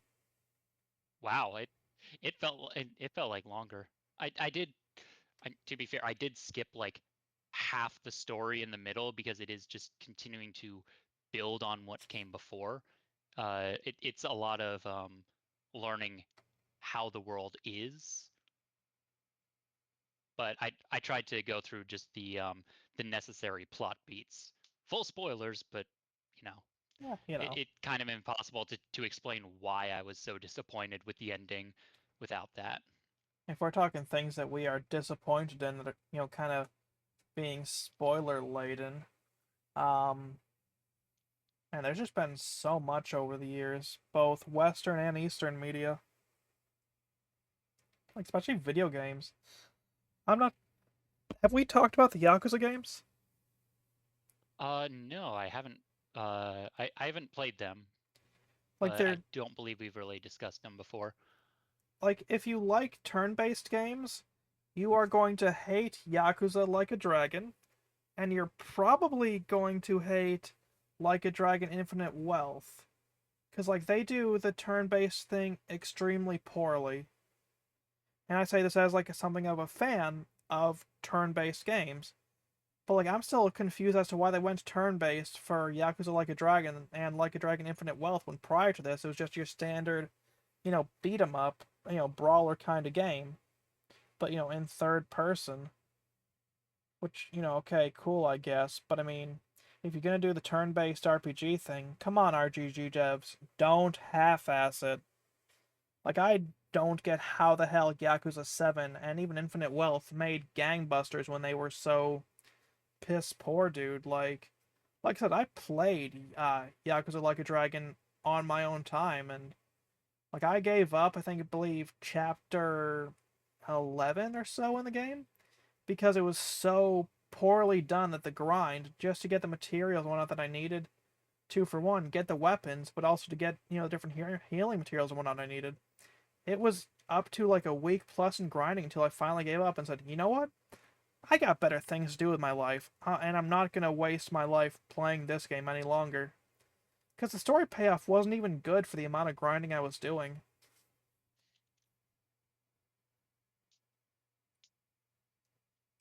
Which is a shame, because like I said, the beat 'em up games were actually really, really good, with a fantastic story and even better combat. And then Yakuza 7 and Like a Dragon Infinite Wealth happened.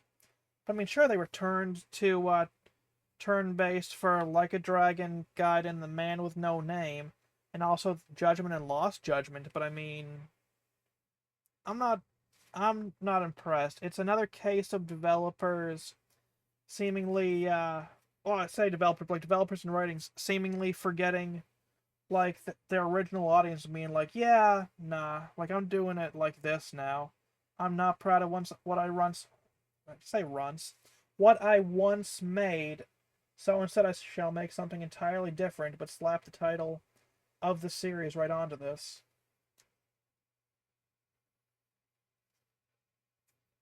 Can't even say the new protagonists for Yakuza 7 and Like a Dragon Infinite Wealth are any good. Like, wow, cool. We got Ichiban Kasuga, I believe his name is. The guy with the kind of afro. And I'm not, like, I just thought his thing was boring as hell. Character pretty mediocre, immature man child. And, like, sure, he drew people in with his magnetic charisma. And, was trying to cope with the new world and all that shit. Like, after having been in the joint for about 20 years. But, I mean, at the end of the day, it's just not a like neither one are a good game, and the stories and the characters are just extremely forgettable. And it's a shame because it's such a major dip in quality from Yakuza, Yakuza 2, Yakuza 3, 4, 5, and 6. Also Dead Souls if you like the side games. That I'm just really not impressed. And it's a shame too because I've been a huge fan of the Yakuza series. Ah well, nothing I can really do about it, so I just gotta say, ah, well, and move on. Yeah. I, but hey, at least they got young. Yeah. Oh, I do not play those games with the English dubs. I have self respect. Like, I'm sorry to anyone who's like, nah, man, English dub is great. I've heard Yang work, and he is very clearly an incompetent lackwit in his VA work. Only in his VA work. His other work, he does what he does, but his VA work anyone can do. I could half-ass something better than that, and you can quote me on that. I actually have some VA stuff that can be found on YouTube to this day. I don't want to mention it because it shows my full legal name, but it is out there. It is indeed on YouTube. Ah, yes, your full Uh, legal name. It's let me guess, Stephen Bartholomew Stevenson.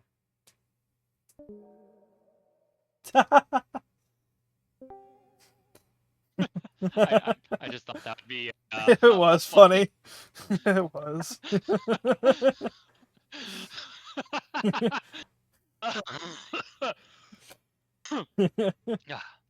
Oh man. Yeah, just the silence and then disconnect. Yeah. But yeah, I will say that the voice acting thing that I did that you can find on YouTube, uh, I think I was around like 16 or so at the time. Oh shit, that's been like, oh, you know what? Let me look up when it was published because that'll tell me the how old I was. But I think it was still like uh on par with frickin' Yang Ye and I was a teenager. So Oh, yeah, fair. I got some VA work that's actually floating around somewhere too, if we're talking VA work. Like, yeah, no, like it, like I'm sorry to any young yeah fans, but honestly, I'm sorry, but your goat is washed, to use Zoomer slang there. 9 years ago. Okay, so I I was 17 when it was recorded, and I was almost 18 when it started releasing. Okay, interesting. Yeah. So I think that the stuff that I did when I was 17 is on and with no with zero budget, just recording in recording in my friend's room is on par with what Yang Ye did for an actual multi-million dollar project. Yep. Like I've been saying for a while, even if just on my own time, the English voice acting community, like the one that does all the multi-million-dollar stuff, is fucked entirely. Unless they actually fire everyone and start fresh with actual theater actors who are dedicated to their craft, there is no way we're gonna actually see good voice acting. Like I hate the Dark Souls games and like just all the different Soulsborne games, but I can still respect that they have some of the best English voice acting in the world because they actually hire theater actors uh for it. Yeah, theater actors are probably some of the best voice actors you can get. That they because are. and because like they actually have to you know produce good performances, and it's not just a very insular club.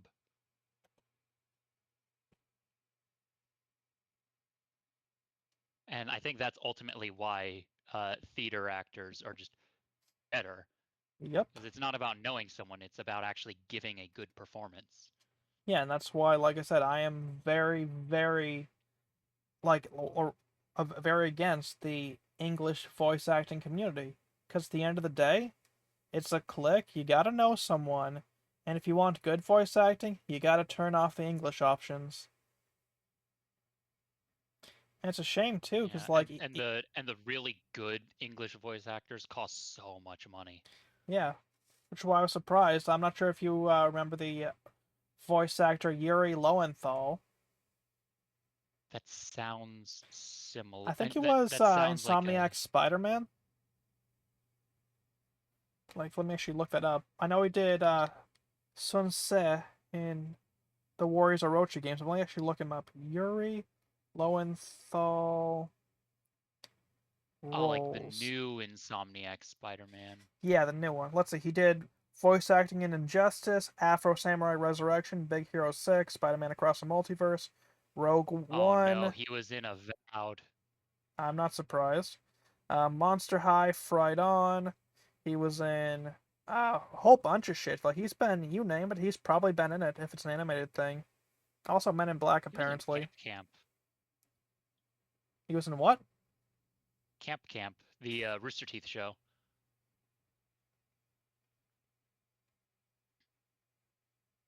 I'm surprised. Like, how the hell did they get such a high profile voice actor? Remember how freaking who voiced Sigma in Red versus Blue?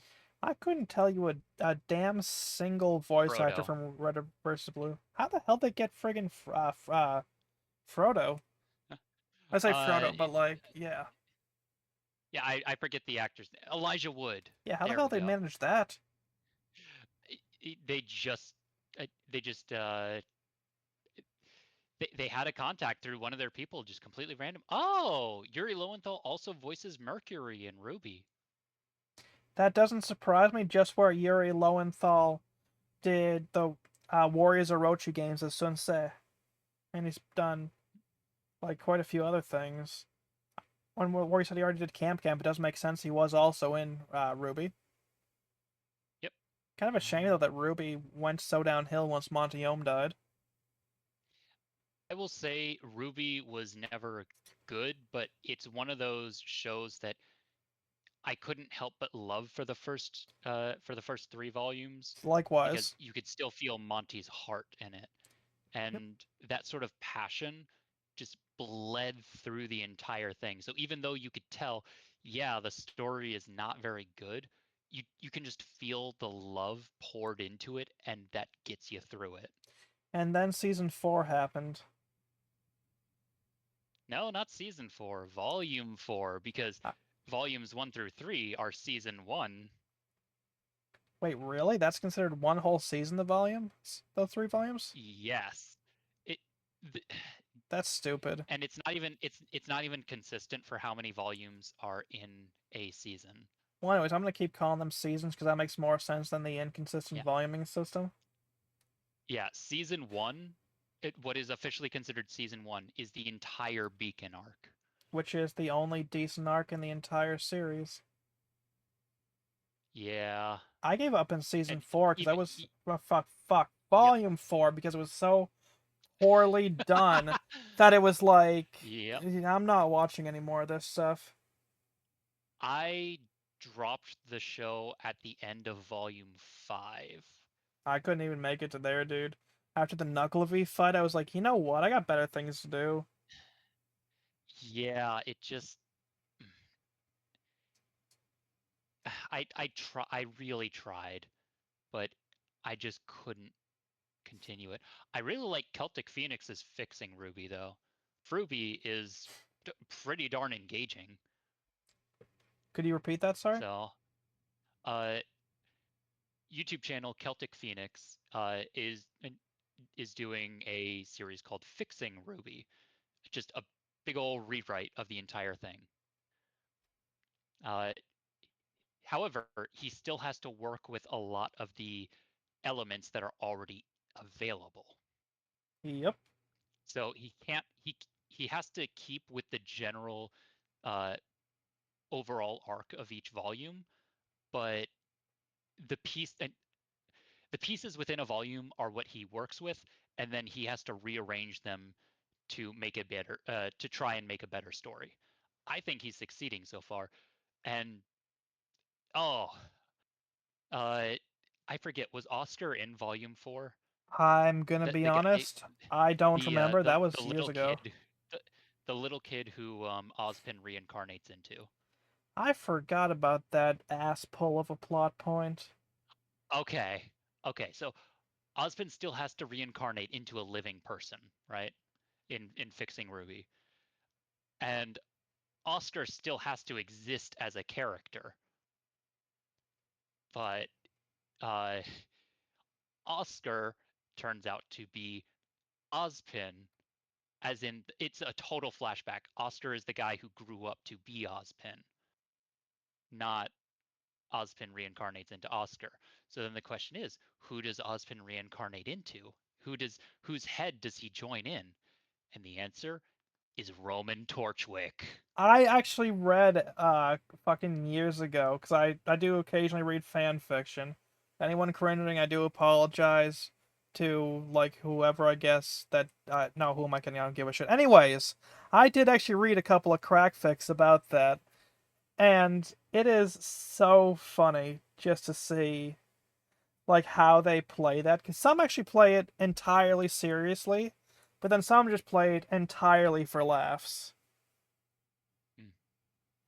You know, if you haven't seen it yet, I highly recommend going to Celtic Phoenix's channel and start watching his Fixing Ruby series.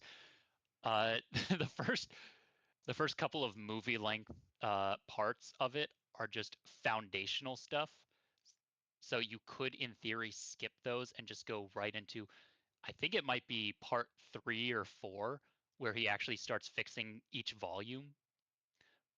Uh, the first 2 or 3 parts, like I said, are background foundational things. You can skip them and not be confused at all. Okay. They're more of they're more episodes of writer's notes. You will you'll be able to understand more if you do watch them, but they're not required. They'll generally be explained during the rest of the Fixing Ruby viewing experience. Okay. Yeah, I'll definitely have to look into it. I just subscribed and saved the playlist so I can look into it. Yeah.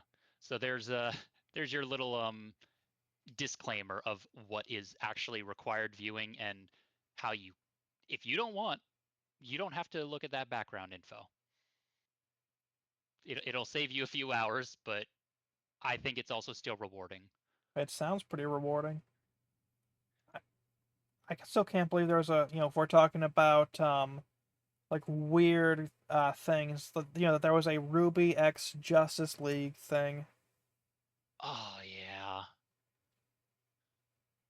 but probably still one of the funniest memes, that came out of the Rooster Teeth cancellation. Stop me if you've heard this one before, but I can't believe that because of Rooster Teeth dying, Ruby ended on like Ruby finding out that her sister was a lesbian and killing herself. Oh yeah. Um, I like I said, I dropped the show, but but because I showed any interest in it beforehand, I still got recommended all sorts of stuff about it. So I learned, I still saw what was going on, even though I didn't see all the pieces. Yeah, that was Yeah. yeah, Oh, that's good. yep. I can't believe where I'm surrounded by a bunch of. No, I'm kidding. Uh, uh, so because of that, Bumblebee still has to be a thing in fixing Ruby, but you know, with the benefit of hindsight and actual planning, it doesn't feel out of nowhere. It feels earned, Okay. which is crazy. You can actually have these story arcs, and it'll actually be, you know, not a terrible experience Yeah. if you just, write them like people. Yeah. Makes sense.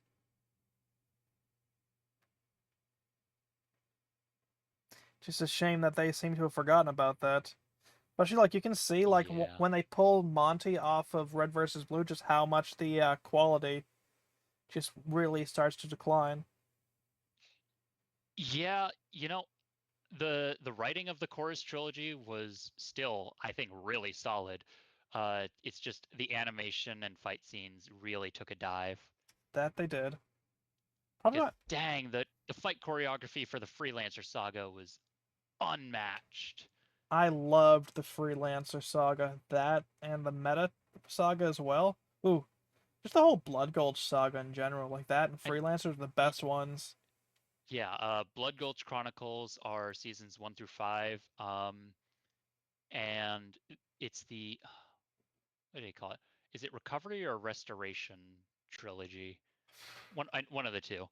It's Yeah, either Recovery or Restoration are the next 3 seasons, and then the Freelancer saga are what kind of closes that out. As soon as Caroline is introduced, that's the Freelancer saga, uh, and then after that is the Chorus trilogy.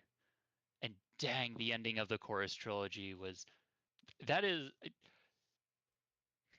that was probably the best ending that Red versus Blue had. You could end it at season 5. It wouldn't be the most satisfying, but it is indeed an ending. Uh, hmm, you could end it right after the Freelancer saga, and that would still be pretty darn rewarding. But but Church's final goodbye is the best way that they could have closed the series. And then, of agreed. course, they had their little victory lap with the immediate next season being an anthology. So it doesn't harm what came and what just finished.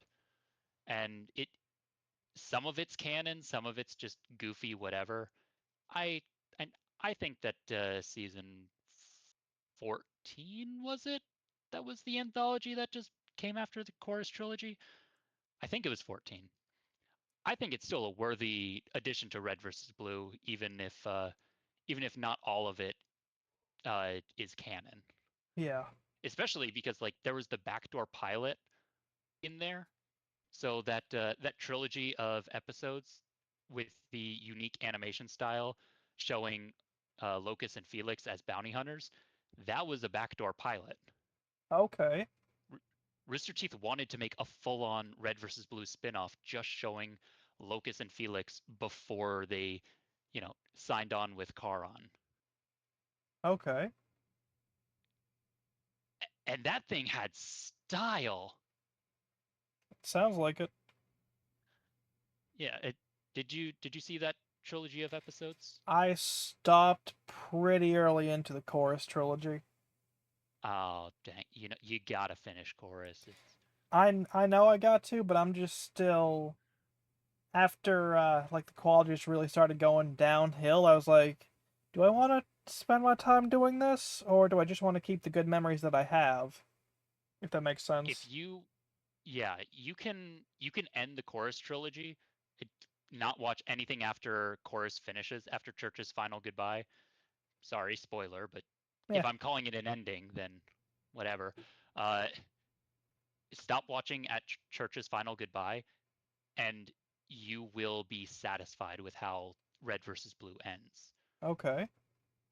You are also free to watch the anthology season that came right after, and I don't think it'll ruin anything that came before.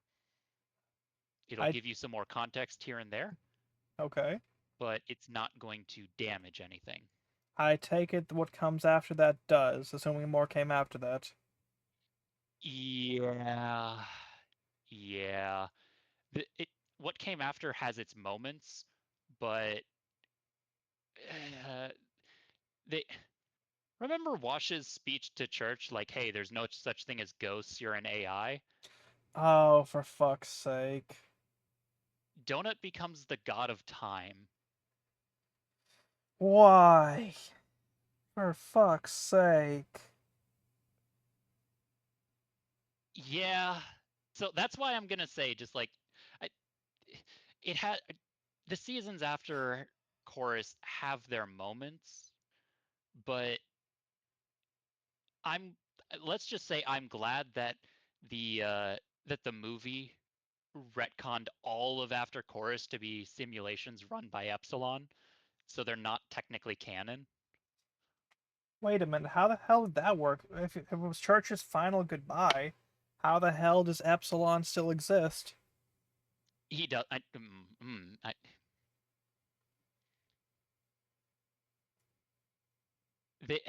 simulations run in his final moments. Okay, that makes more sense, because I was gonna be like, wait a second. Yeah, without without spoiling too much else about his final goodbye, it is simulations in his final moments. So you can technically watch the Chorus trilogy and then skip all those seasons and then just watch the movie. Okay. I haven't finished the movie, so I can't speak too much on its quality. Unfortunately, they did have to do a lot of recasting because it was made after Bernie bought Rooster Teeth back. So Caboose had to be recast, unfortunately. Okay.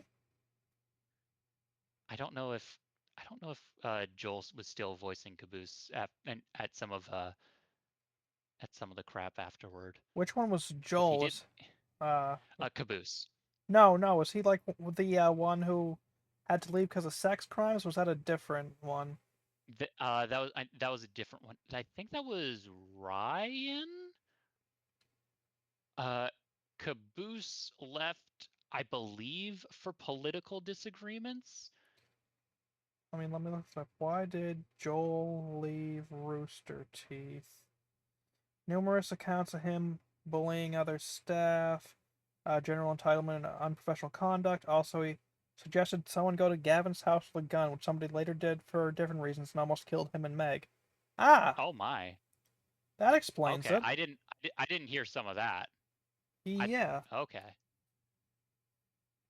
good lord. Yeah, I like around that time is when I'd long checked out of Rooster Teeth, so I only heard whispers here and there. So by the time any news got to me, of course it was run through like 40 different other people's filters. The last time I really was into Rooster Teeth, and then I kind of checked out. Like it was around the time that Adam Kovic left Funhouse, Hmm. because like I mean he left for that like pretty major reasons. 'Cause he did a couple things, and he actually went and got the help he did. Like he acknowledged, unlike a lot of the other one who did sex crimes, like Adam Kovic acknowledged, yeah, I fucked up. I did a lot of bad shit, and yeah, no, I'm gonna go get the help I needed. Which I mean, yeah, it's a total PR move, but unlike the other guy who did sex crime type stuff, like he at least acknowledged he fucked up. Yeah, and Joel kind of went full on the crypto bandwagon, I'm so not I really surprised. don't. Yeah, I really don't have much positive to think about him these Uh, days. about the His voice was only too iconic as Caboose for yeah me to like to me to really fully accept that recast. But it's also like, okay, yeah, it's not like he's the best of people. It's just dang, it's very difficult to hear a recast. yeah about the only Rooster Teeth members that I can really think of like past or like that I really even like even though I don't really pay attention to them like I still know are still around. Lawrence, like I used to be something of a fan of him before he left Rooster Teeth, and I found out he wasn't exactly the best. Then there was James Willems and his wife Elise Willems, both from Funhouse, and then Bruce Green, who left well before Rooster Teeth went under. Hmm. And I mean, it was like they were pretty good. Like Funhouse was, I think, like the last bit of the old guard, and then like once Kovic left, like it all kind of went to shit, which is a shame, but it is what it is. Yeah,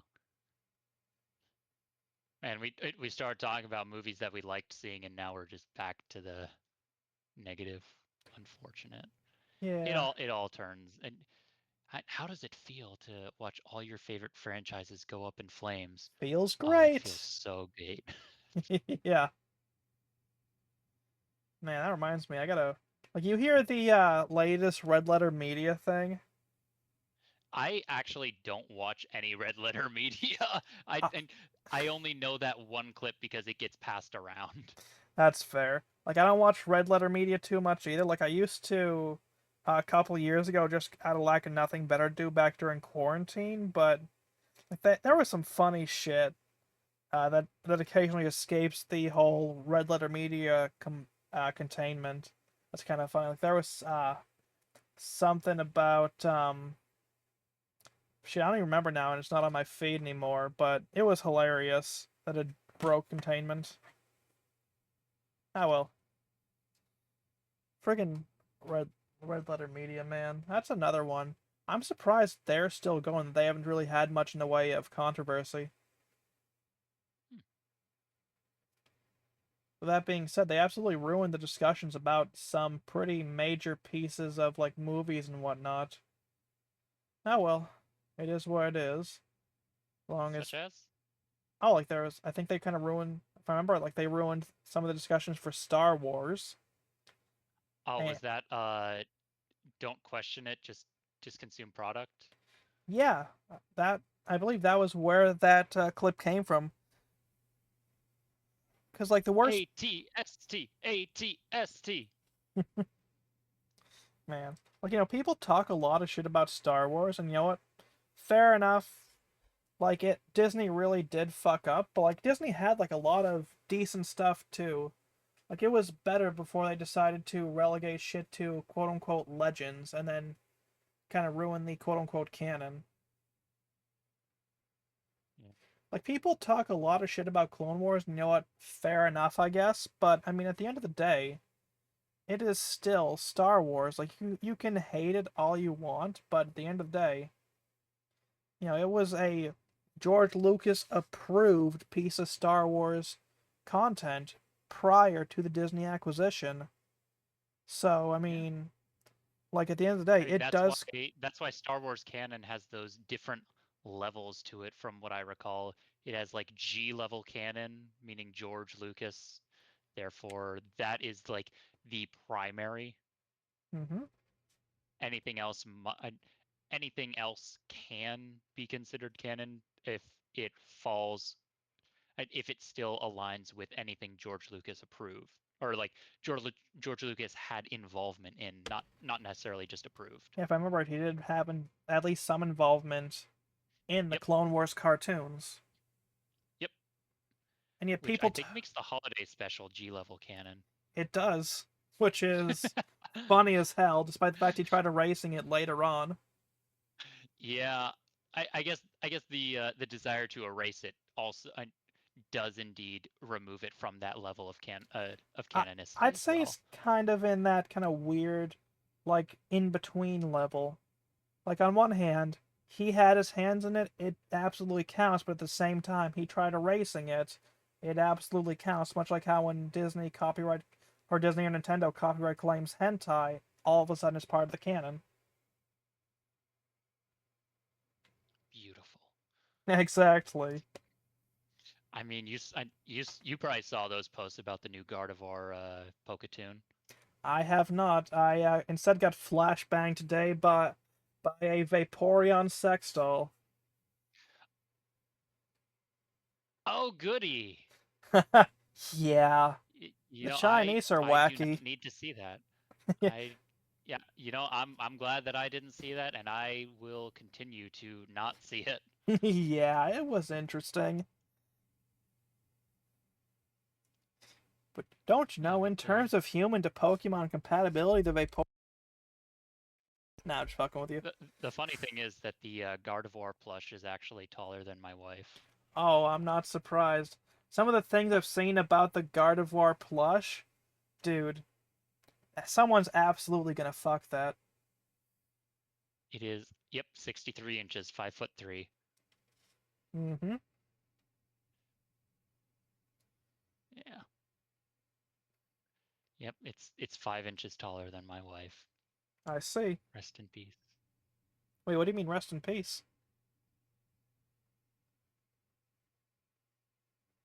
No comment. Okay. My lawyer here has advised me not to not to speak on the matter. Okay. Understood, you killed Gardevoir. Allegedly, Allegedly. nothing has been proven in a court of law. No, but I noticed that Freebird's been pulled from the shelf, as has a very particular brand of alcohol. I wouldn't know anything about that. Like I said in a previous episode, I don't drink. No, no, I was, cracking the joke that, you did. You hit Gardevoir in a drunken hit and run playing Freebird. Oh, Look, man, I'm rules of the road don't fully imply. retarded. Yeah, nah, you're good. Like I said, rules of the road don't apply when Freebird's playing. That is very true. Same with Which is Kickstart My Heart. yeah, but here we go. Here's just an image from the Gardevoir Poketoon.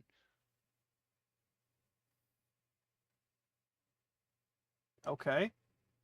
Yeah, it's just an oh, there we go. There's the official Pokemon uh advertisement for it. The latest episode of the web anime Poketoon titled Tomorrow with Gardevoir has been released. Yugo, who works as a delivery person, leads a hectic life consumed by his job. His partner Gardevoir, with whom he wants to devote himself to battle training, quietly watches over him, but it seems a distance has grown between them. I see. I see. Okay. Yeah, so it's a delivery guy who has a Gardevoir.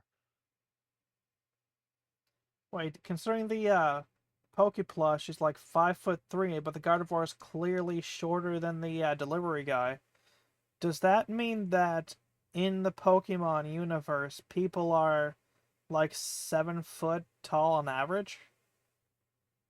I mean, remember Legends Arceus shows you the full range I'm that gonna be honest, Pokemon can dude. be. I Oh, have like I don't think I've played Legends Arceus. okay. So Pokemon do have a range of heights that they are allowed to be, right?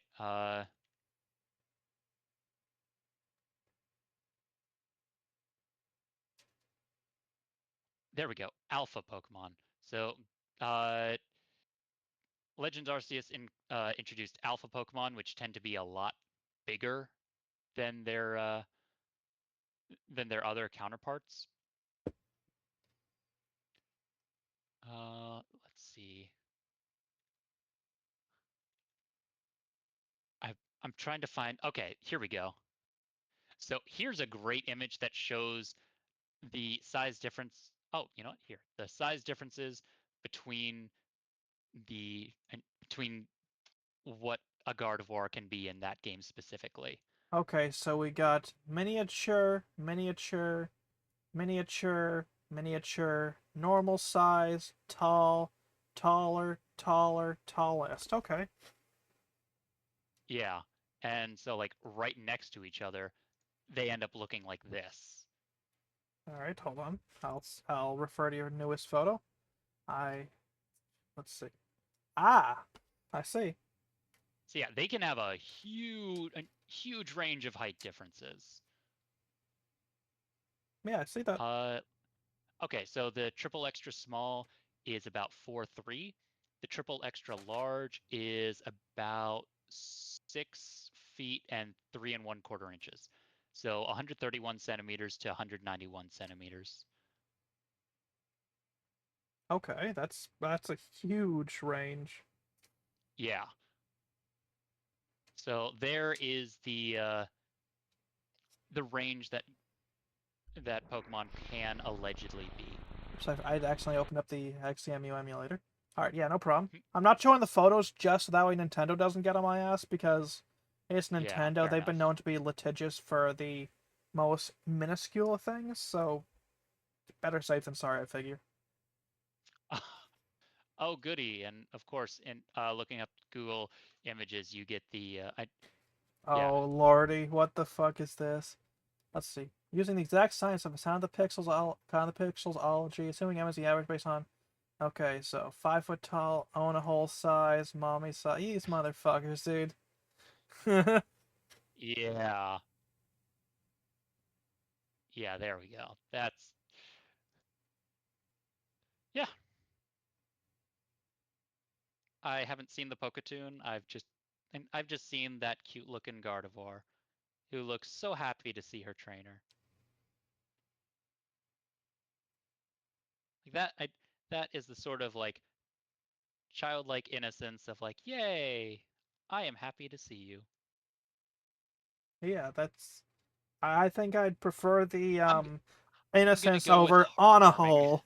Yeah, Yeah, I'm gonna go with that is heartwarming, not what everyone else is making it out to be. I mean, too many people were subscribed to Salty Zodium. If you know, you know. All right. And that was sodium spelled with an X as opposed to an S. Oh, I would have assumed Z. Nope. Okay. Be a hentai L- artist who does Gardevoir All stuff. right. Oh no, sorry, to beat around the bush here. Chicken bonders. Mm. Okay, yeah, I was about to look it up on the work computer. Don't. Alright. Could you imagine the fucking call for that? Yeah, sorry. Oh man. Y- s- I can't go too much into it, but yes, there have been a lot of disciplinary actions for people using various work computers uh, for not great things, and people using their work issued credit cards Oh no. for for things that they really shouldn't. Oh no. Man. Yeah, yeah. There had to be like a full-on announcement for like, hey, do not use your work issued credit card for things like OnlyFans.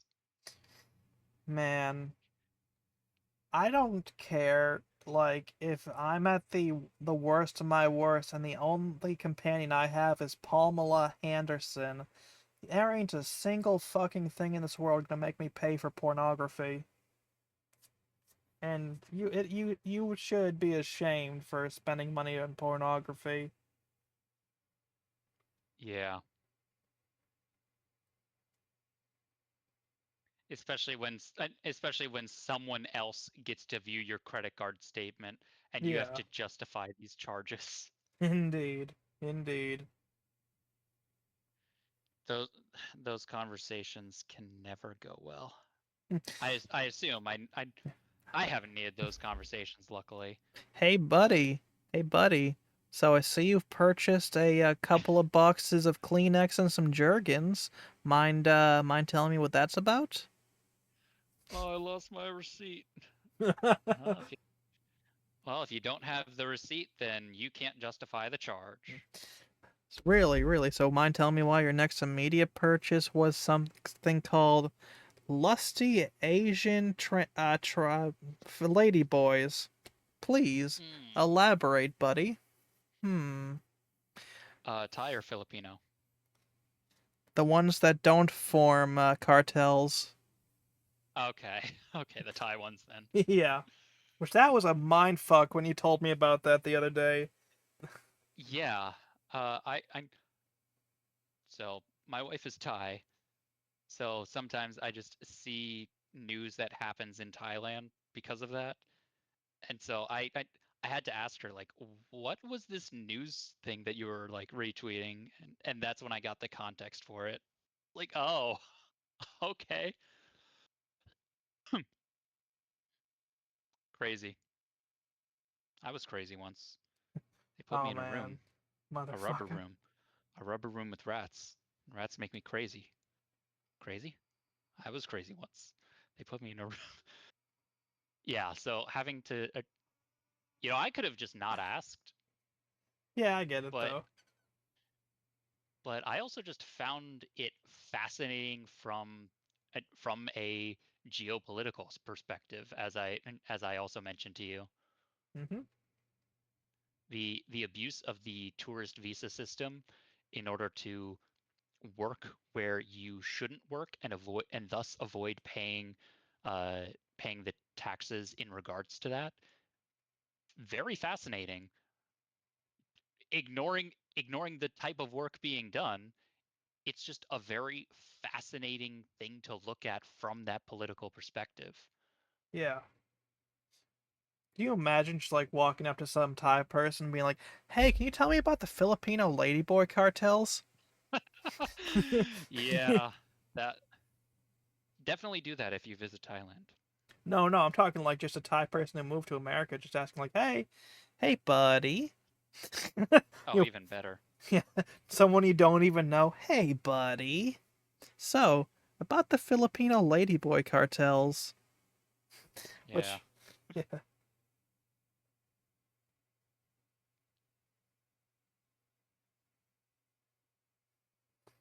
see.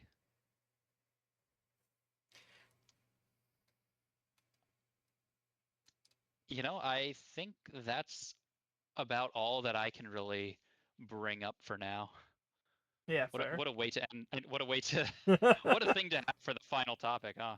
Oh yeah. Do you have anything else? Not off the top of my head. Not off the top of any other heads either. Okay, I'll stop. That was stupid. But yeah, I sent All you right. some interesting or an interesting video that I thought was interesting.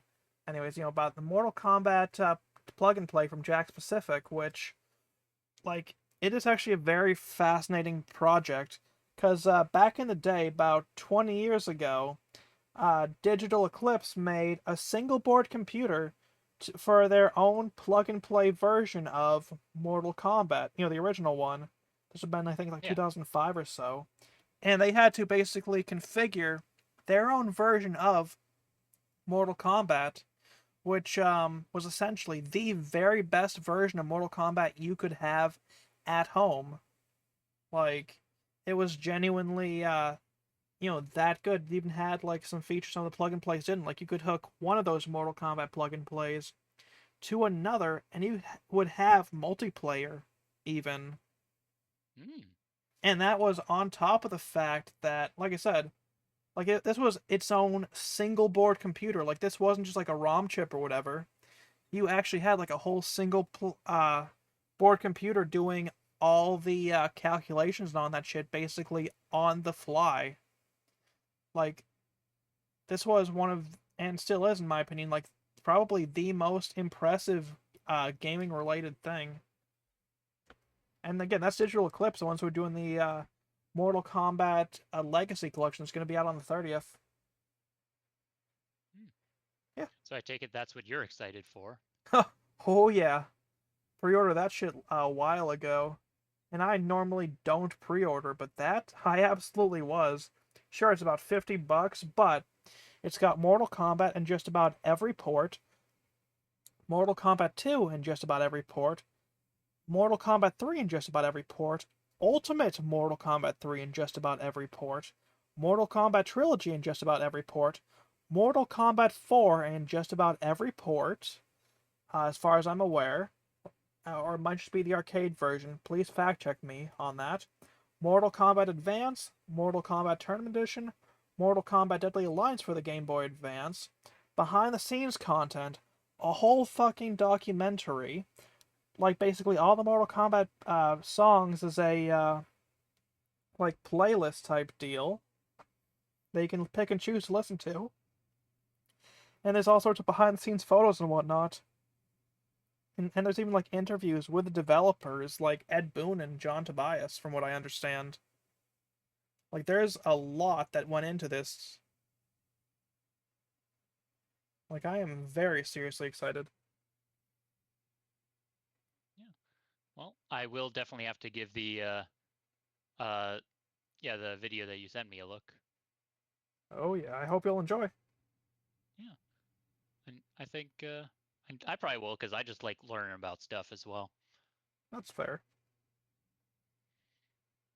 I guess as for anything I'm excited for, Celeste 2's early access is apparently coming in early 2026.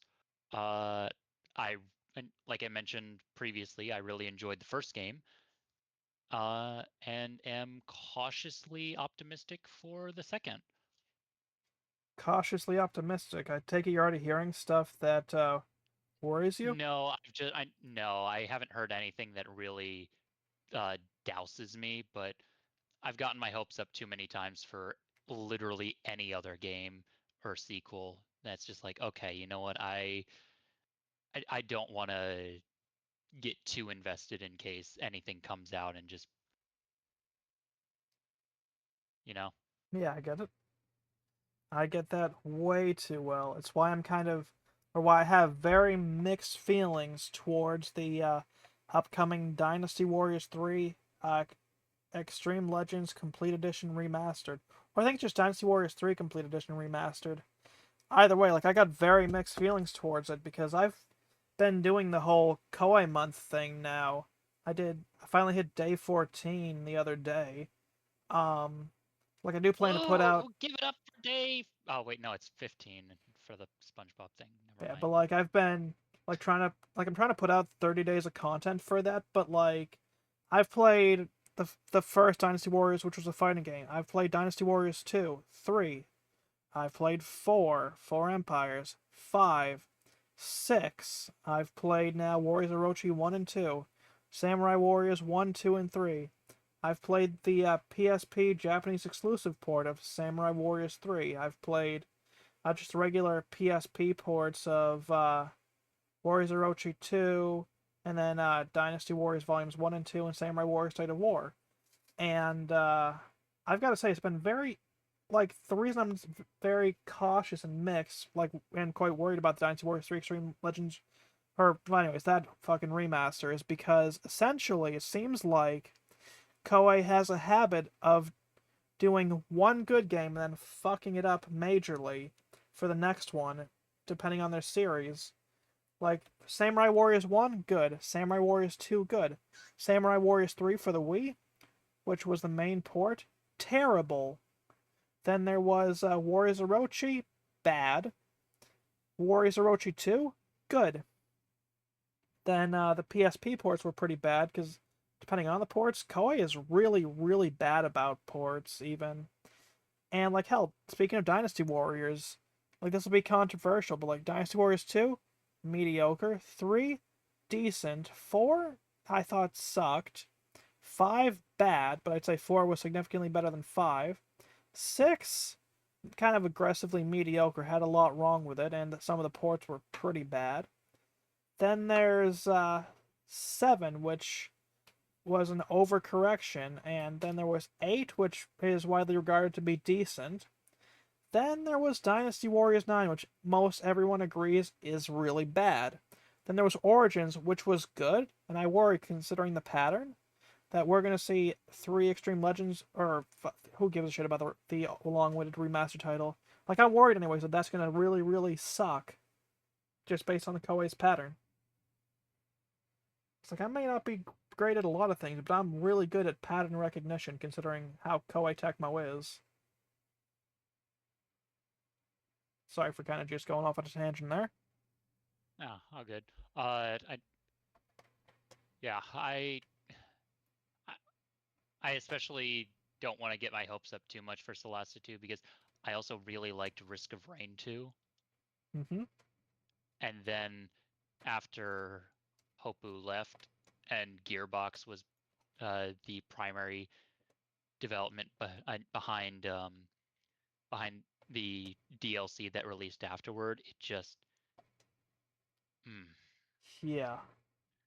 And now I'm seeing like, oh, they're making even more DLC for Risk of Rain 2. I guess I'm already checked out of it, so but I can't even play Risk of Rain 2 anymore because uh it, because it's a partial multiplayer game, all of the content for the DLC is still technically within the download. You just can't access it unless Oh, you play multiplayer with someone else who does have access, that right? is a choice. I think it makes sense because you don't want to split your player base, No, no, I just mean but more just the way that um yeah, that's been handled. Just kind of seems a little awkward is more what I'm getting at. yeah, I get it. You don't want to split your player base. If you want to play multiplayer, only one person actually needs the DLC.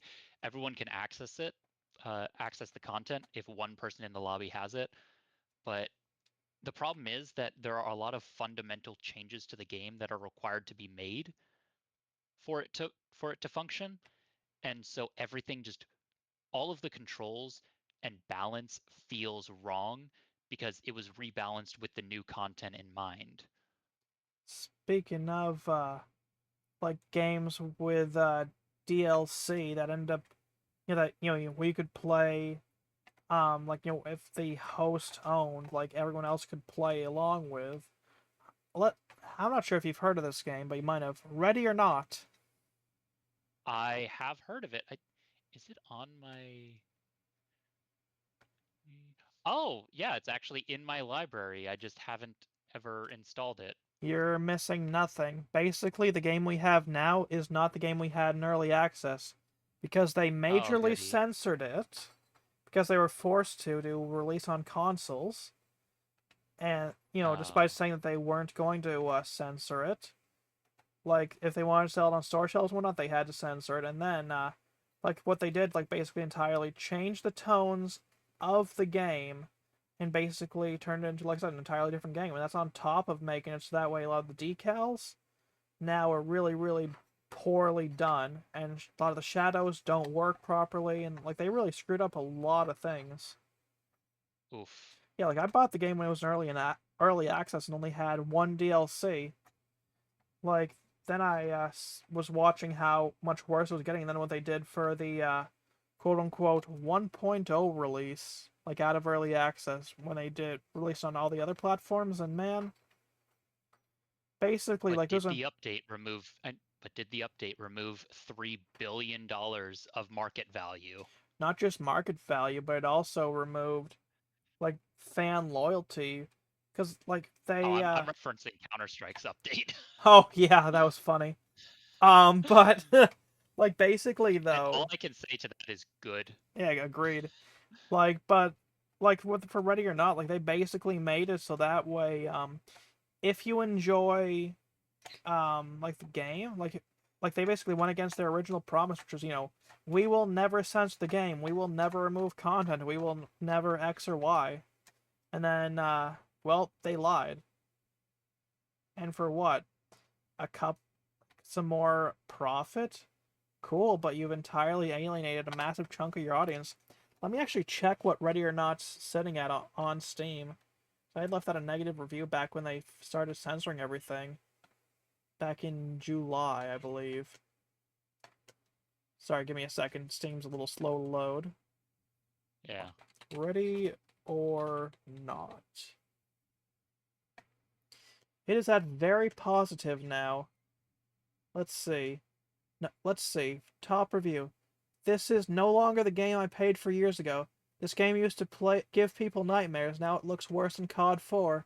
And I'm not even joking. I'm pretty sure the shotguns in COD 4 were higher res. Never mind the glitched or the gimped blood and gore effects. I'm gonna give this another week to see if the devs find some way to fix this for the customers who purchase this with the understanding that we would get to keep the game we bought years ago, and I'm gonna start negotiating a refund with Steam. Don't buy this broken mess from a company of blatant liars. And wow, at the time he had 12.8 hours, and on record now he's got 13 hours. So he did actually revisit it, and it must have actually still been pretty bad. Let's see. Censoring the game years after these maps have been released is just disrespectful to the people who backed this company. Take your money elsewhere. Let's see, and that dude had 62.6 hours at the time. Let's see, another review, 82.5 hours. The game was impressive at first, pretty fun and challenging. After multiple updates, the bugs got worse. NPCs are pure aimbots, never considering objects between their field of vision and players. You'll usually be shot at even from behind concealment. Your weapons are useless against NPCs, but their guns pack a hell of a punch, even low caliber shit. You're gonna fail when attempting to get an S rank, so as less than lethals are entirely inconsistent. Wait for this game to get fixed, don't buy it at all. Oh wow, that's actually a recent review.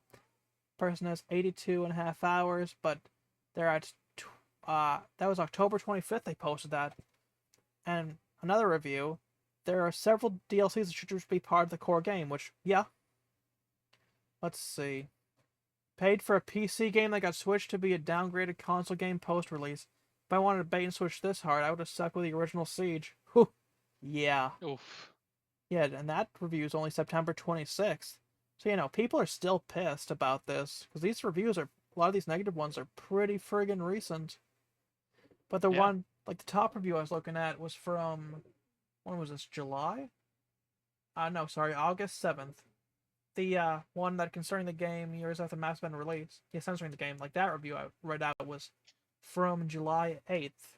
So yeah, no, basically, like, sure, there's a lot of positive reviews, but that's just drowning out, like a lot of the negative reviews, which are just from people being like, hey, this is not what we paid for. The hell is wrong with you? Even I have a negative review for this one from July It 3rd.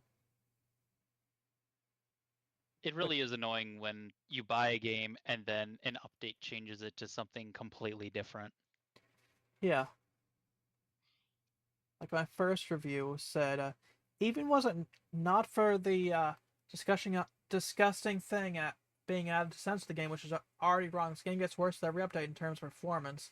Sure, this can seem fun at times, but at the end of the game, I can't recommend this to anyone. Why the hell would I recommend a game where the developers straight up go out of their way to make things worse in terms of performance and now censorship per update to cater to a crowd that will probably reject the game anyways? And then my first my first edit on July 4th was, I don't care how much Void clarifies. Censorship is wrong. It shows a lack of integrity and a complete lack of care for the core audience that bought this game to success. Have a backbone. This game showed the cruel reality of being a SWAT officer in their operations. These changes completely alter the tone of levels therein to sanitize and ruin them. Seriously, what was Void thinking? Truly the hallmark example of a Western dev spitting on the audience that made it. Then July 15th, the enshittification continues with an update to turn this into a buggy mess. And then August 5th, which was my last like edit, said edit August 8th, 2025. This game has major censorship and dismemberment is gone. AI It's different between local lobbies and single player, with the former being so toned down and weak that it's clearly for the lowest common denominator, the textures look worse, and the game has turned into a shell of its former self. Don't buy this. And I had 20 hours on record, and I actually had a fair few S ranks in the levels. And that should tell you something that I'm saying don't buy this. Because, man, that was a game I originally bought to co-op with some folks, but now? Hell no. Friggin' developer is just spitting on their core audience. Ah, such a shame. Anyway, is there anything else you Yeah. want to talk about? Um, you know, I think that's about all I have for now. All right. Well, thanks for listening to StarchCast. Any parting messages for the audience? Uh, and love yourselves, be kind to others, but don't take shit from them. All right. Yeah, and defend what's yours, but don't take what's others. There's nothing wrong with that. Yep. I have a message as well. Don't eat the yellow snow. Have a good night.